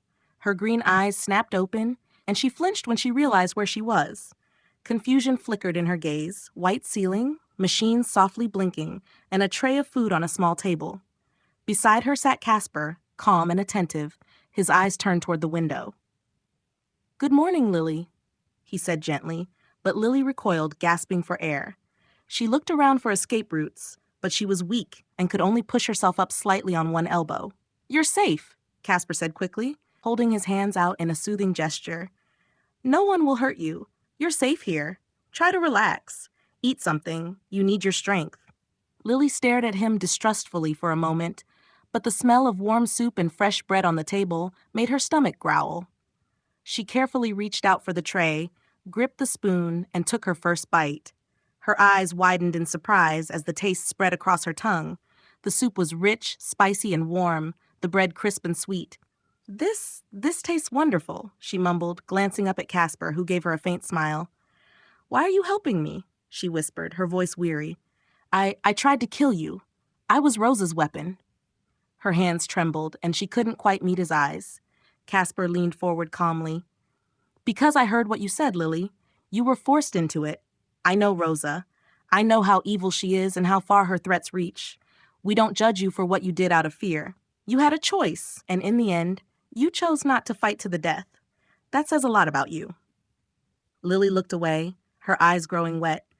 "You should have just finished me," she whispered. "When Rosa comes, she isn't like me. She won't show mercy. She'll love killing the innocent, crushing everything, taking people as slaves. She'll enjoy watching your city suffer." She clenched her fists under the blanket, her body taut with anxiety and guilt. "You don't stand a chance." A faint sound from the window made her turn her head. Outside the large pane that filled nearly the whole wall, a giant face appeared, Gwendolyn, kneeling outside the hospital so that her eyes were nearly level with Lily's bed. Her blue gaze was steady, but warm. "I heard what you said, Lily." Her voice came softly through the glass, yet still deep and resonant. "You should know. I'll be ready when Rosa comes. I'll do everything to protect those I love. I will never let her take this city, or you, or Casper." Lily stared at her for a long moment, doubt and fear burning in her eyes. Then she shook her head weakly. "You have no idea what you're up against, Gwendolyn. She's not just stronger, she makes others do her bidding. She can break even the strongest hearts." Gwendolyn looked at her, calm but unyielding. "Then I'll have to be stronger, and show her that not everything can be broken. I won't let fear win." Casper placed a hand gently on Lily's shoulder. "You're not alone anymore. We fight together, and you don't have to be afraid of us." For a moment, there was only silence. Lily closed her eyes and let a tear slip down her cheek, as for the first time in many years, she felt a faint spark of hope in the midst of all the darkness. Chapter 34, Shadows of Fate. Far out in space, at the edge of the solar system, Rosa's ship glided forward like a dark, living mountain. Its black hull devoured the light from distant stars, while red and violet blinking lights pulsed like angry veins along its surface. In the throne room, Rosa herself sat, enormous, majestic, with eyes burning like molten gold. Her fingers traced across holoscreens, images from Earth flickering by, Gwendolyn in front of the hospital, Lily weak in her bed, Casper among the townspeople. "Earth," she whispered, her voice making the whole chamber vibrate. "Soon, you will be mine." On the outskirts of the city, in the forest's shadow, Casper and Gwendolyn pushed through their hardest training yet. The morning mist had only just lifted, but sweat already dripped down Gwendolyn's brow. Her hands were caked with dirt, arms and legs trembling with exhaustion. "Faster! You can do more!" Casper shouted, his voice sharp but encouraging. He had built a training ground of massive logs, old shipping containers, and heavy boulders. Each time Gwendolyn toppled a tree, she had to set it upright again, working on her balance and learning to control her size with precision. With every kick against a boulder, the earth shook. But for every mistake, Casper made her repeat the exercise, again and again, until she nearly collapsed. She stopped, gasping for breath, and sank down heavily so the ground quaked around her. "Casper, what if I'm not strong enough? Rosa, everything Lily told us. She was bigger, more dangerous, and no one could stop her on Varnax. What if I'm not enough to protect anyone from someone like that?" Casper smiled, but seriousness lingered in his eyes. "You're already stronger than you think. You're learning faster, and you fight not just with your strength, but with your heart. That's your advantage." Gwendolyn nodded, gritted her teeth, and stood up again. Her muscles burned, but there was also a growing power inside her, a hope rising up despite the fear. Inside the hospital, Lily was still weak, but day by day she grew stronger. The nurses spoke kindly to her, brought her warm meals, and enjoyed that she, despite everything, smiled a little more each day. Yet her gaze remained restless. The nights were filled with nightmares. She dreamed of Rosa's shadow stretching over her bed, of the voice calling out, "Lily, you cannot hide from me. She often sat for long periods by the window, peering out at the city, where she could see Gwendolyn's giant silhouette training in the forest. Whenever a nurse asked if she wanted more medicine or visitors, Lily shook her head. She had only two thoughts in her mind: flee or stay and fight. Every evening, Casper came to talk to her. "If you want to leave, I'll help you, but we can protect you here. No one will force you again, Lily." She looked at him for a long time, the atmosphere heavy with worry. "If I run, maybe I'll survive, but everyone else will die. If I stay, Rosa will kill me, or she'll swallow me. She's done it before, even with her own, just to show her power." Casper answered calmly, "We can only win if we stand together. Rosa hates the strong, especially those who dare defy her, but we can't force you. It's your choice, Lily." Lily gripped the blanket, staring out the window again, where Gwendolyn was struggling to lift a massive tree trunk above her head as the sun set behind the treetops. She felt the fear cut through her, but also something else, a small seed of courage that Gwendolyn had planted in her. Far above the clouds, Rosa's ship approached Earth. Outside, the stars had begun to tremble, and the first satellites sent panic signals to the city's defense systems. Gwendolyn paused in her training, turned toward the city, and felt a chill run through her body, as if darkness was already sliding down over the world. "She's coming soon," she whispered. Casper stood at her side, and for the first time, he looked worried. "Now is when we need to be strong." Inside the hospital, Lily gazed up at the night sky, a single tear sliding down her cheek. "Maybe it's time for me to fight too," she whispered, not fully believing it yet. But maybe hope and unity are stronger than Rosa's fear, if they dare to believe it. Chapter 35, Something Greater Than Fear. Far away, in NASA's control room, screens lit up in red. Sirens wailed softly. "We have an object on a collision course with Earth," shouted an engineer, sweat breaking on his forehead. Images from satellites and radar poured across giant monitors. A black shadow, immense, moved through space. Not a meteor, not a plane, but something that looked like a ship built from darkness and steel. It's not slowing down," another cried. "It's bigger than anything we've ever seen." They tried to warn everyone, military, the UN, anyone they could reach, but the alien ship came too fast. Before anyone could react, it breached the atmosphere. The sky above the sea lit up like the northern lights, and with a thunderous sound, it landed out in the ocean, far from the city's coast, but still visible to anyone brave enough to look. The ship hovered above the water for a moment before slowly lowering itself down. A wave crashed toward the shore, and the city vibrated from the pressure. People rushed out into the streets, pointing, filming with their phones, fear in their eyes. "What is that?" a man shouted. "Mom, look!" a child screamed, hiding behind his father's legs. The city's elders stared with trembling hands, some already packing bags or running away. Gwendolyn was still in the forest, in the middle of another drill, when she felt a shiver through the ground. Casper came running, his expression grave. "It's time," he said simply. In the distance, they could see it, a black silhouette, a ship larger than anything humanity had ever built. It lay on the sea like a dead god. Even the birds had fallen silent. Then the ship opened. A ramp of violet light unfurled across the waves, and out stepped Rosa. Her movements were slow, superior. Her black dress and glittering eyes shone in the gloom. She looked around, casting a glance at the coastal city and laughing, a low, mocking sound that echoed over the water. "So this is Earth?" she said loudly, her voice making the air vibrate. "What a pathetic planet. Your cities look like anthills. Your people, like toys. It will be fun to crush you." She began to walk forward, out into the sea. Each movement sent water spraying skyward, and suddenly panic erupted in the city. People screamed, cars blared their horns, some dropped their phones. Sirens wailed. Shop windows shattered as people tried to flee or simply stared, frozen by the nightmare approaching. Gwendolyn felt fear crawl up her back. Her hands trembled as she stared toward the sea, where Rosa's form was rising, dark and majestic. I don't know if I can do this," she whispered, but Casper placed a steadying hand on her arm. "You don't have to do it alone," he said calmly. "My friends are coming. We've prepared, and I'll stay with you. But those people out there need you now. You have to go. Show them they're not alone." Gwendolyn looked at him.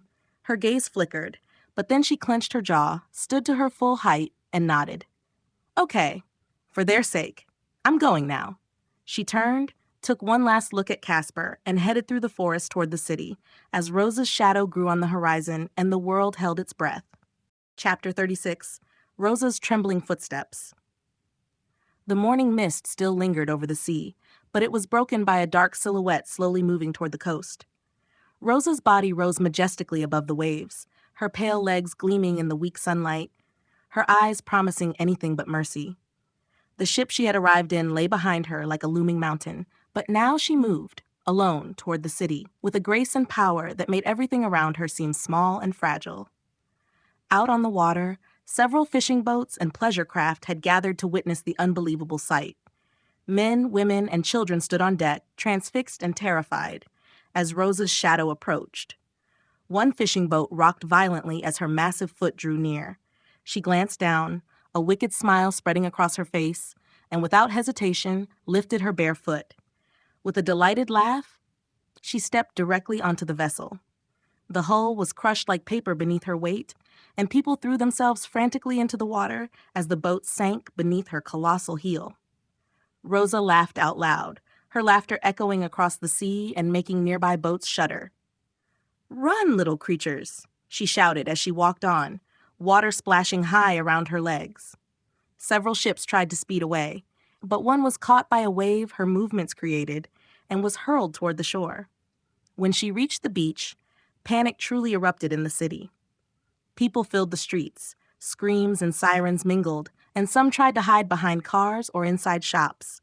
Police and emergency vehicles assembled along the promenade, officers taking cover behind their cars, pistols trembling in their hands.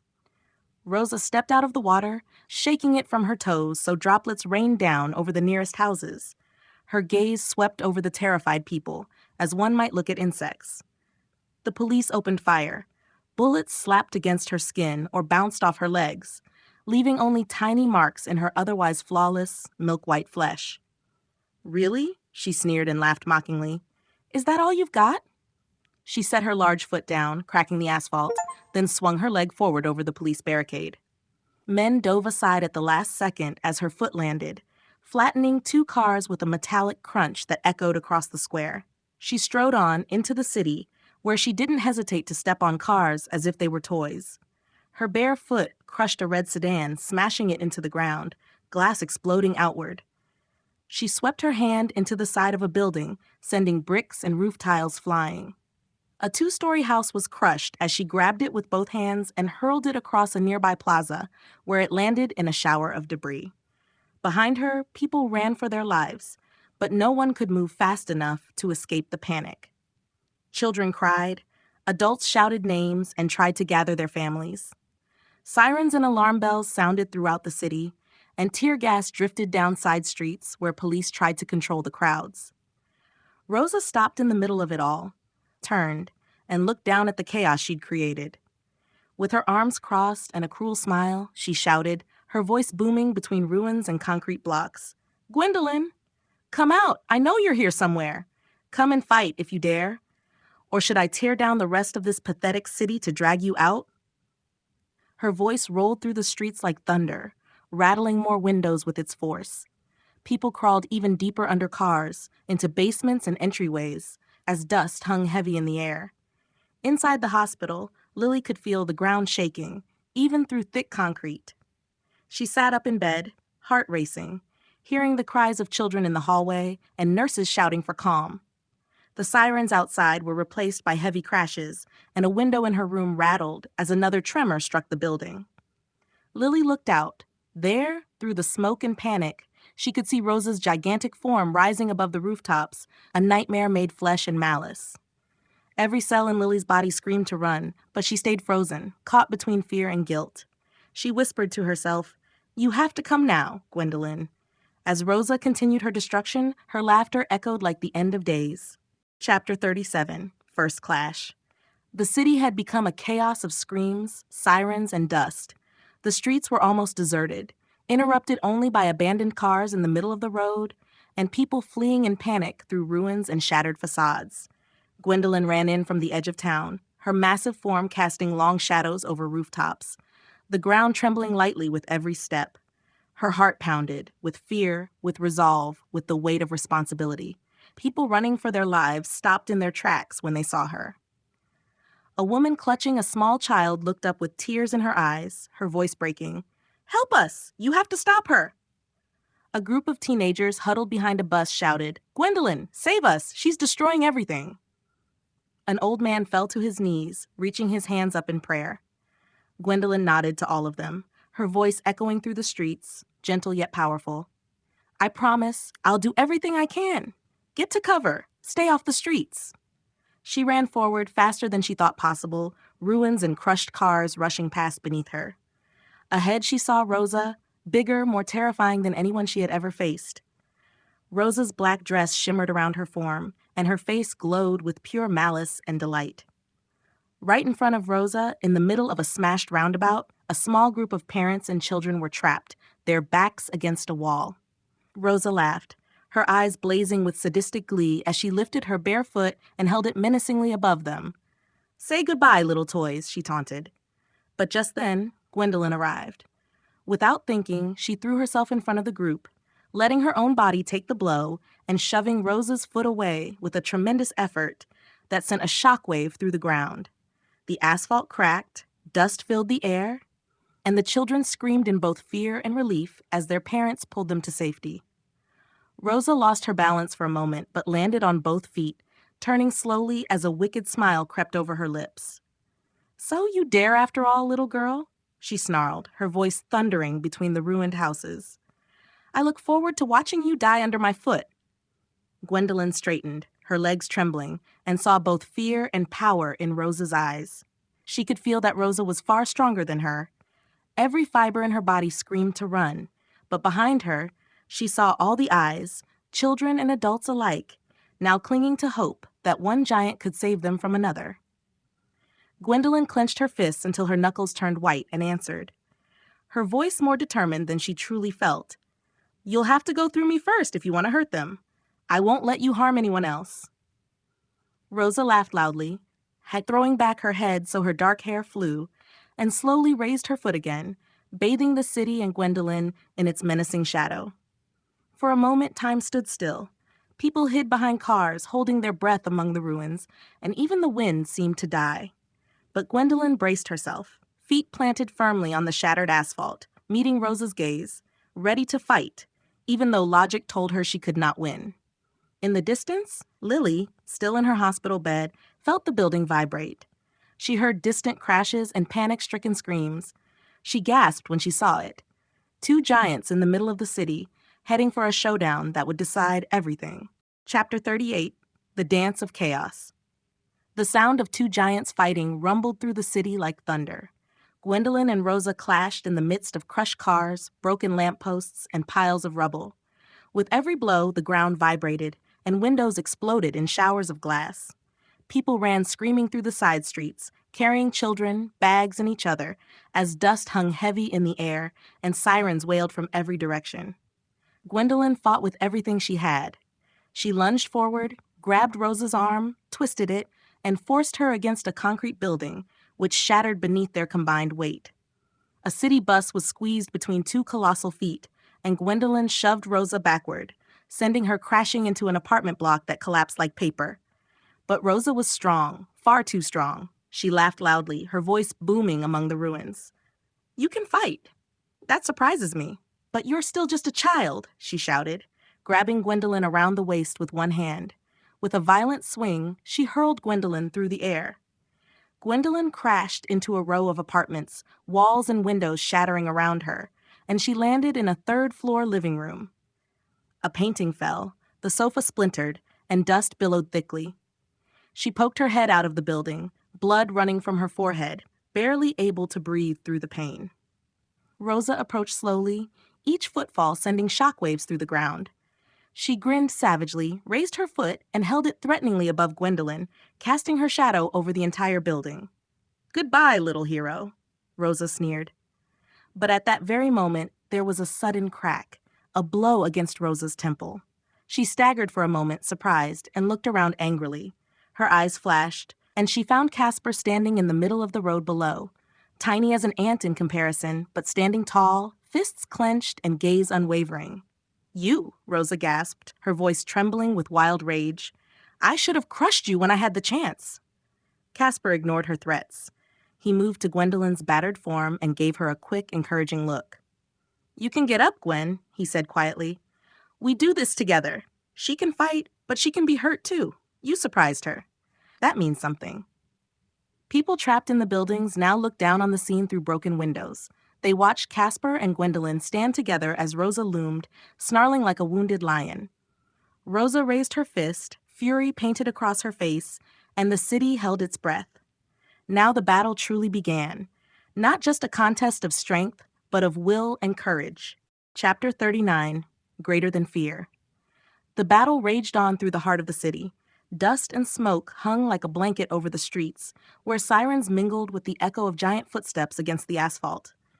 Gwendolyn was still dizzy with pain, but Casper's gaze, steady and full of resolve, gave her the strength to stand up again. "We stand together, Gwen," Casper shouted. "She can't break us if we hold on." Rosa screamed in fury, her eyes flashing. 2 against 1? Pathetic. But she hesitated. For just a second, and that was all Gwendolyn needed. She and Casper launched a coordinated attack. Gwendolyn lunged forward, grabbed Rosa's arm, and tried to pin her, while Casper darted over the rubble, using his own superhuman strength to strike and disrupt Rosa's balance. Together, they managed to topple her backward into an empty factory building. Walls and roof exploded in clouds of stone and glass, but Rosa was far from defeated. She rose with an angry, animalistic roar, and her body began to change. She was growing. Her legs and arms stretched, her head rising even higher above the city's rooftops. In seconds, she had become nearly 20% taller than before. Now she towered a full head above Gwendolyn, a living wall of fear and power. She looked down, smiled wickedly, and shouted, her voice shaking the whole city. "It's over. I am queen here, and you, little girl, are nothing against me." She lashed out at Gwendolyn with a gigantic hand. The air howled as the blow came. Gwendolyn dodged at the last second. Rosa's fist instead demolished an entire residential block, hurling debris and clouds of dust down the street. Windows shattered, and cars were flung into the air like toys. Casper stood close to Gwendolyn, helped her up from the ground, and whispered, "You can't beat her alone. Use your head. Use the city. She's getting heavier and slower. That could be your advantage." Gwendolyn clenched her fists. She felt small beneath Rosa's shadow, but inside her, another kind of strength was growing. The belief that courage mattered more than muscle. People hiding in the ruins now saw hope in her eyes instead of fear. Rosa roared once more, preparing for another devastating attack. But this time, Gwendolyn was ready. "You can scream as loud as you want, Rosa," she answered, her voice trembling but carrying through the chaos. "But I'm fighting for someone. That makes you weaker than you think." And as Rosa lifted her foot, the next round began. A battle of strength, will, and the city's fate. Chapter 40. The Courage of the Traitor. The city had become a war zone. Dust, smoke, and cries filled the air as 3 giants fought for power and the fate of the city. Gwendolyn and Casper battled side by side, and though he was small compared to the 2 women, Casper's strength and lightning-fast movements made him dangerous. He struck at Rosa's heels, jumped onto her foot, and kicked at her knees, all while dodging her wild kicks and attempts to stomp him flat. Gwendolyn used every ounce of her strength and courage. She grabbed Rosa's arm, trying to twist her off balance, while Rosa struck back with enough force to topple entire buildings. Their fists and feet crushed cars, walls, streetlights, and anything else in their path. Both fighters were covered in dust, scrapes, and sweat. With every blow, the city's ruins shook, and people lay pressed in hiding, praying the fight would soon be over. But both Gwendolyn and Casper could feel exhaustion setting in. Gwendolyn's muscles burned, each breath was heavy, and Casper had to use every bit of cunning and speed to avoid getting hit. Rosa noticed immediately. Her smile widened, her eyes sparkled with bloodlust. "Look at you," Rosa shouted, her voice thundering over the shattered streets. "You're weak. Once I've destroyed you, I'll open the gate for all my women. We'll come, we'll grow, we'll devour this city and make you all slaves. This is only the beginning." She laughed loudly as people around them trembled in fear. Some began to weep. Children clung to their parents. Hope seemed to be fading. But suddenly, through the clouds of dust, a new crash rang out. A fourth figure appeared, smaller than Rosa, but still enormous. Lily, still marked by wounds and weakness, had gathered all her courage and strength and ran straight at Rosa. She threw her shoulder forward and slammed into Rosa's side with everything she had. Rosa was caught off guard, staggered, and her foot crashed through City Hall as she stumbled backward with a furious roar. She stared at Lily in shock, first in disbelief, then in wild rage. "Traitor!" she hissed. "How dare you? You dare stand against me?" Lily stood trembling, but her voice was clear and only shook a little. "You won't hurt them. They're kind. They deserve to live, not become slaves to your hatred." Behind her, the city lay bathed in twilight, but now it grew quiet. People looked up. Hope began to spark in their eyes again. Even Gwendolyn, battered and exhausted, managed a faint smile and glanced at Casper, who laughed in relief. Casper nodded to Lily and shouted, "We're not finished. Together we can do this." Gwendolyn looked at Lily, tears shining in her eyes with gratitude and renewed fighting spirit. She felt hope return. They were not alone. Rosa stamped her foot, and the whole city shook. Her rage was like thunder. "Then I'll crush you all." But now the three stood together, and the whole city saw it. Hope shone, even in the ruins. Chapter 41. When Heroes Fall. Now the three, Gwendolyn, Casper, and Lily, stood shoulder to shoulder against Rosa, whose dark shadow stretched over the shattered streets. The battle surged back and forth, each movement wreaking havoc on the city. Rooftops torn off, bricks flying through the air, and the earth trembling beneath their feet. Casper darted nimbly beneath Rosa's legs, striking at her ankles, while Lily closed in, trying to hold her in place. Gwendolyn swung a piece of a broken lamppost at Rosa's side, and together they made her stagger. For a moment it looked as if the tide was turning. Rosa was surprised they dared to fight so fiercely, but the anger inside her swelled to a furious rage. With a roar, Rosa brought her huge arm crashing down, striking the asphalt. Then, in the next instant, she lashed out at Casper. Her hand struck him with terrible force. He was flung through the air like a rag doll and smashed through a brick building, which collapsed in rubble over him. A cloud of dust billowed up, and for a moment, no one could see if Casper was still alive. "Casper!"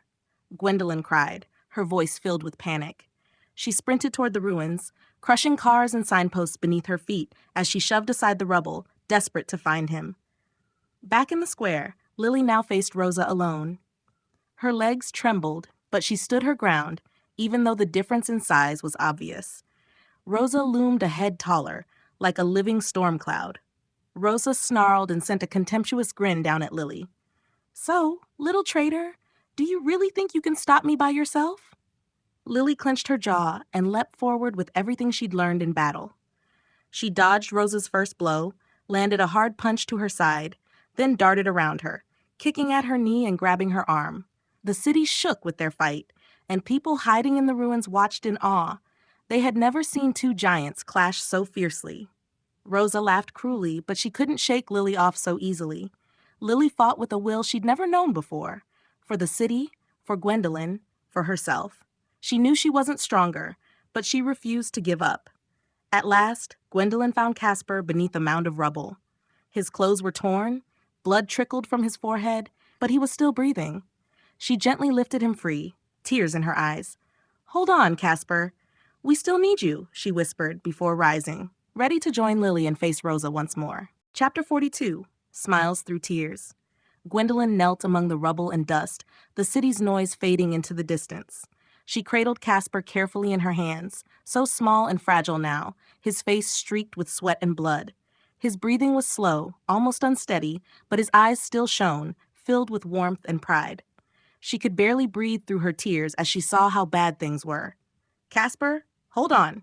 We're gonna make it. I'll protect you, I promise." Her voice was rough and trembling as she rocked him gently. Casper looked up at her and managed a faint, almost teasing smile, despite the pain. You already are, Gwen," he whispered. "You've become everything I hoped for and more. Brave, kind. I've watched you grow, not just in size but here." His fingers touched her thumb softly, as if to comfort her. She shook her head, tears running down her cheeks, her voice cracking. "No, Casper, you can't leave me too. I can't lose you as well." She held him a little closer, as if her hands could keep him tethered to life. Casper drew a breath, long and faint, but his gaze was calm. "It hurts, Gwen, but it's okay. You've made me so proud. I wouldn't trade a single moment, not even now." A faint grin touched his lips. "Remember this. Don't fear who you are or what you can do. Remember, you are not alone." Gwendolyn's heart clenched, anger rising within her like a burning fire mingling with grief. "I promise. I'll never let anyone take those I love," she whispered. Casper smiled again, his gaze beginning to drift, but a small spark of love remained in his eyes. "I know, Gwen. I know." His hand slipped from her finger. His eyes turned toward the sky, and he breathed out slowly, smiling at peace. In that moment, all noise faded, only the wind swirling around Gwendolyn, and her tears fell to the ground below like silent raindrops. Inside her, grief grew, and an unfamiliar rage, a will so strong that it made the very air around her tremble. When she rose with Casper in her hands, she stood taller than ever before. Her gaze found Rosa, and her eyes now burned with love, loss, and something new, unbreakable courage. Chapter 43, Roar of Grief and Strength. For a moment, time stood still over the shattered city. Dust clouds hung in the air, and in the twilight, you could hear people hiding and crying.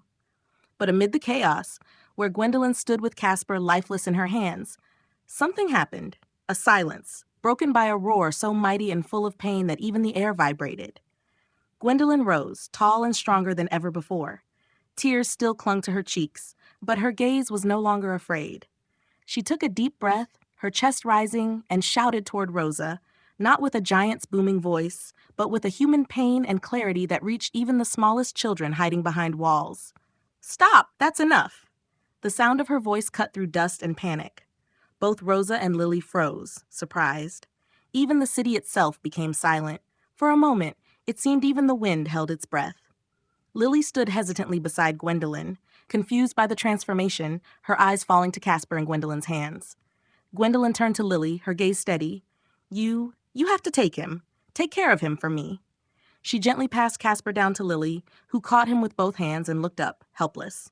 I can't face her alone, Gwen," Lily whispered, but Gwendolyn's voice was suddenly as hard as steel. "Now."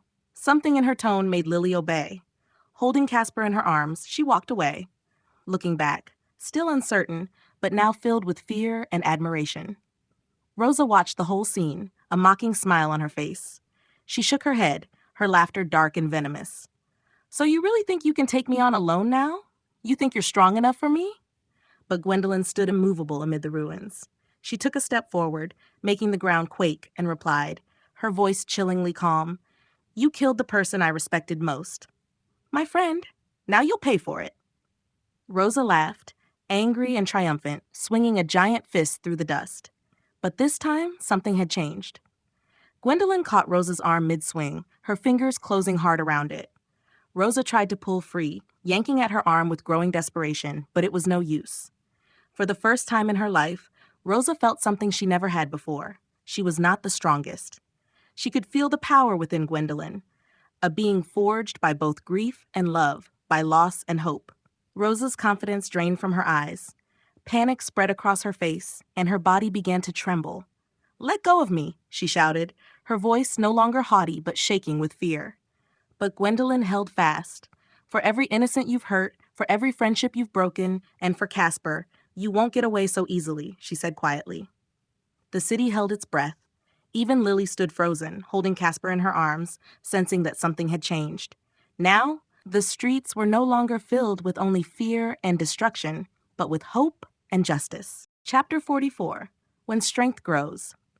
The city was bathed in the glow of twilight, dust still hanging in the air, but the mood had changed. Now it was no longer just the fear of Rosa in people's eyes, there was also wonder and a growing hope. Gwendolyn stood among the ruins, steadfast, almost majestic, still holding Rosa's arm in her iron grip. Rosa fought wildly to break free. She twisted, kicked, struck out with her other hand, and stamped on the ground so car alarms shrieked and pebbles danced across the asphalt. But nothing worked. Gwendolyn's hold was unbreakable. "Let me go! You can't! You can't!" Rosa hissed desperately, but her voice had grown thin, and for the first time, real fear shone through.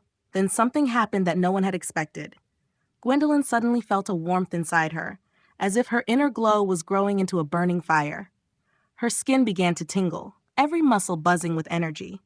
The ground beneath her started to creak. She straightened her back and looked Rosa directly in the eyes, and as she stood there, she began to grow. Slowly but unmistakably, Gwendolyn grew. First a little, then more. Her head rose higher, her shoulders broadened, her hands grew larger and stronger. Rosa's gaze slid upward, her mouth open in utter disbelief. She could not believe her own eyes. No, it's impossible, Rosa gasped. It was only me. Only I could grow like this. How? Gwendolyn grew even more. Soon she was at least a head taller than Rosa, and the city rooftops barely reached her hips. People who had been hiding now peeked out. Children gasped. Adults shook their heads in amazement and joy. Even Lily, standing with Casper in her arms, stared in awe. Rosa backed away, panic growing on her face. She tried to break free, but now her strength was nothing compared to the new giant standing before her. "How are you doing this?" Rosa screamed, her voice quivering with terror. "That was my gift. That was my power. You're not one of us. You're something else." Gwendolyn looked down at her. Her gaze was no longer angry, but firm, strong, and filled with something greater than revenge. "You took everything from me. Now I'm taking your power from you. Not for revenge, but to protect." She released Rosa's arm, but stood immovable. Now it was Rosa who felt small, weak, and lost amid her own destruction. The people of the city slowly began to realize the tide had turned. For the first time, there was hope that Rosa could be defeated, and that the new giantess might be the protector they had been waiting for.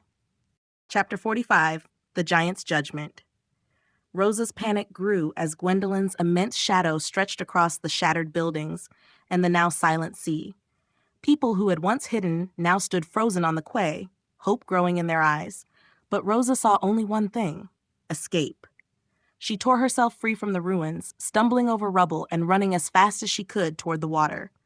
Her feet pounded the asphalt, sending waves of tremors through the coast. When she reached the beach, she threw herself into the waves and swam desperately toward the black, alien ship still hovering above the surface like a malignant dream. Behind her came Gwendolyn, slow, majestic. With every step, she grew larger. Her skin glowed faintly, and her body became both bigger and stronger, as if grief and anger fueled something deeper than magic. When she reached the water's edge, the sea barely covered her ankles. She walked further out into the cool water, and with each step she grew even more, until at last the rooftops of the city looked like grains of sand at her feet. Rosa struggled toward her ship, gasping for breath, water splashing around her. She just reached the ramp when a deep tremor from the seafloor made her stop. The waves parted, as if a mountain were rising behind her. Slowly, Rosa turned and was left speechless. Behind her stood Gwendolyn, not just bigger than her, but many, many times larger. Her legs rose from the water like towers, her body blocked out the moonlight, and the face looking down at her was like something from another world. The fire of anger burned in Gwendolyn's eyes, but also tears, huge as raindrops, rolled down her cheeks and mixed with the salt of the sea. Gwendolyn reached out with one hand, just one, and calmly closed her fingers around Rosa. For Rosa, it felt as if the world itself was closing in on her, so small and helpless in that unyielding grip. She looked up into Gwendolyn's face, which filled her entire view. Where she had once seen fear or doubt, there was now only sorrow, anger, and an unbreakable strength. Gwendolyn spoke, her voice deep and resounding, yet trembling with emotion. "You've done enough. You have taken lives, destroyed hope, killed my friend. It ends here, Rosa."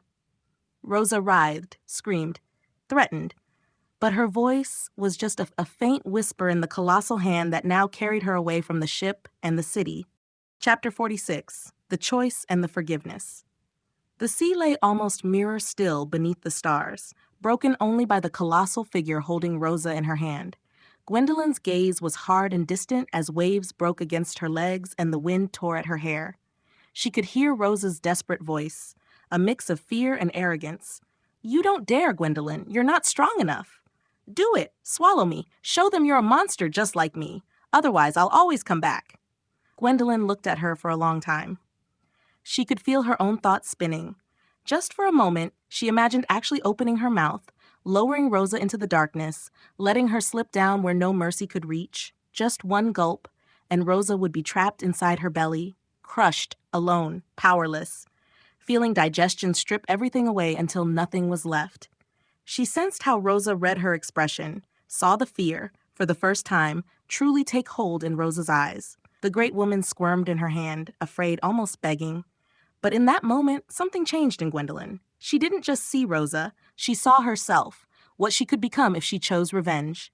She saw Casper before her, remembered all the good she'd known with Emil, Anna, Lily, and the city. She felt her strength, not just in her body, but in her heart. Gwendolyn slowly shook her head, her voice resonating like waves against the cliffs, but now gentle and resolute.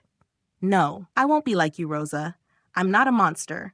I'm here to protect, not to destroy. You won't get my darkness. It ends here. In that moment, the transformation began again. Gwendolyn felt the warmth in her body fading, her strength diminishing, and with every breath, she grew smaller. But it wasn't just her. Rosa also began to shrink, as if something was being drawn out of her. Her cries grew quieter, her body shrank, and her power left her like steam in the wind. When Gwendolyn stepped onto the beach again, she was still a giant, but now only about 40 feet tall. She carried Rosa in her hands, now not much larger than an ordinary woman, bruised, confused, and stripped of her former arrogance. At the shoreline, the military stood ready, tanks and soldiers in rows, but their weapons were lowered, eyes filled with respect and relief.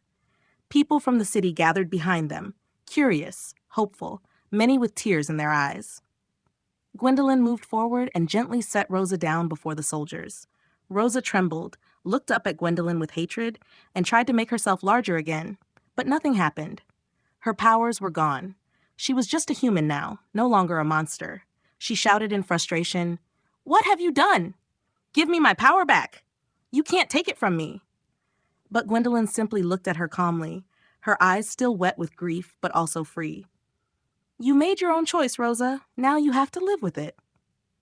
The military took Rosa away, her screams and protests quickly drowned out by the townspeople gathering around Gwendolyn. She looked around at all those she had fought for. Now she knew she never had to become like Rosa, no matter how big or strong she became. And for the first time, she felt free. Chapter 47, A New Beginning. The light of the morning sun fell softly over the city, slowly awakening after the chaos of the night. Smoke and dust still lingered above some of the ruins, but laughter drifted through the air in gentle voices, no longer screams. People gathered at the shoreline and in the streets, watching the giant figure approaching, Gwendolyn. She still carried herself tall and strong, but something in her gaze had changed, a calm and pride the city instantly felt. Emil and Anna were among the first to run forward. They stopped, still a little nervous but smiling when they saw her. Emil waved, while Anna wiped away tears and smiled through her shock. "Gwen?" Emil called, and Anna echoed his name, her voice trembling with both joy and relief. But in the middle of the happiness, both froze as they witnessed something they'd never seen before. Gwendolyn's body began to shrink, not abruptly, but slowly and gently, as if she was letting her strength flow out of her by choice. Her legs grew shorter, her shoulders narrower, and at last she stood in the square, not as a giantess, but at eye level with her friends. She smiled at them, a bit shy, but with a sparkle of triumph in her eyes. Anna looked at her wide-eyed. How are you doing that?" Emma was just as amazed, touching her arm as if to be sure she was really back. Gwendolyn smiled softly and shrugged. I can feel it now. I can control it. Not just grow, but become myself again. I don't know how, but I think it's about daring to be who I am, not hiding, neither as a giantess nor as a human." Without hesitation, Emma hugged her tight, and Anna joined in, crying and laughing all at once. "You did it! You saved us, Gwen. You saved everyone." Behind them, more townsfolk gathered, some with smiles, others with tears. And then, almost quietly, her grandmother stepped forward. She was small and wrinkled, but her smile was wider than ever. She placed her hands on Gwendolyn's cheeks, pulled her close, and kissed her forehead. "My girl," she whispered. "I knew you'd do it. I'm so proud of you." Gwendolyn closed her eyes, savoring the moment, letting her grandmother's arms give her a brief rest from everything hard. Around them, the mood grew. People started to clap and laugh, not at her, but with her. For the first time, she wasn't a freak or a threat, but a friend, a hero.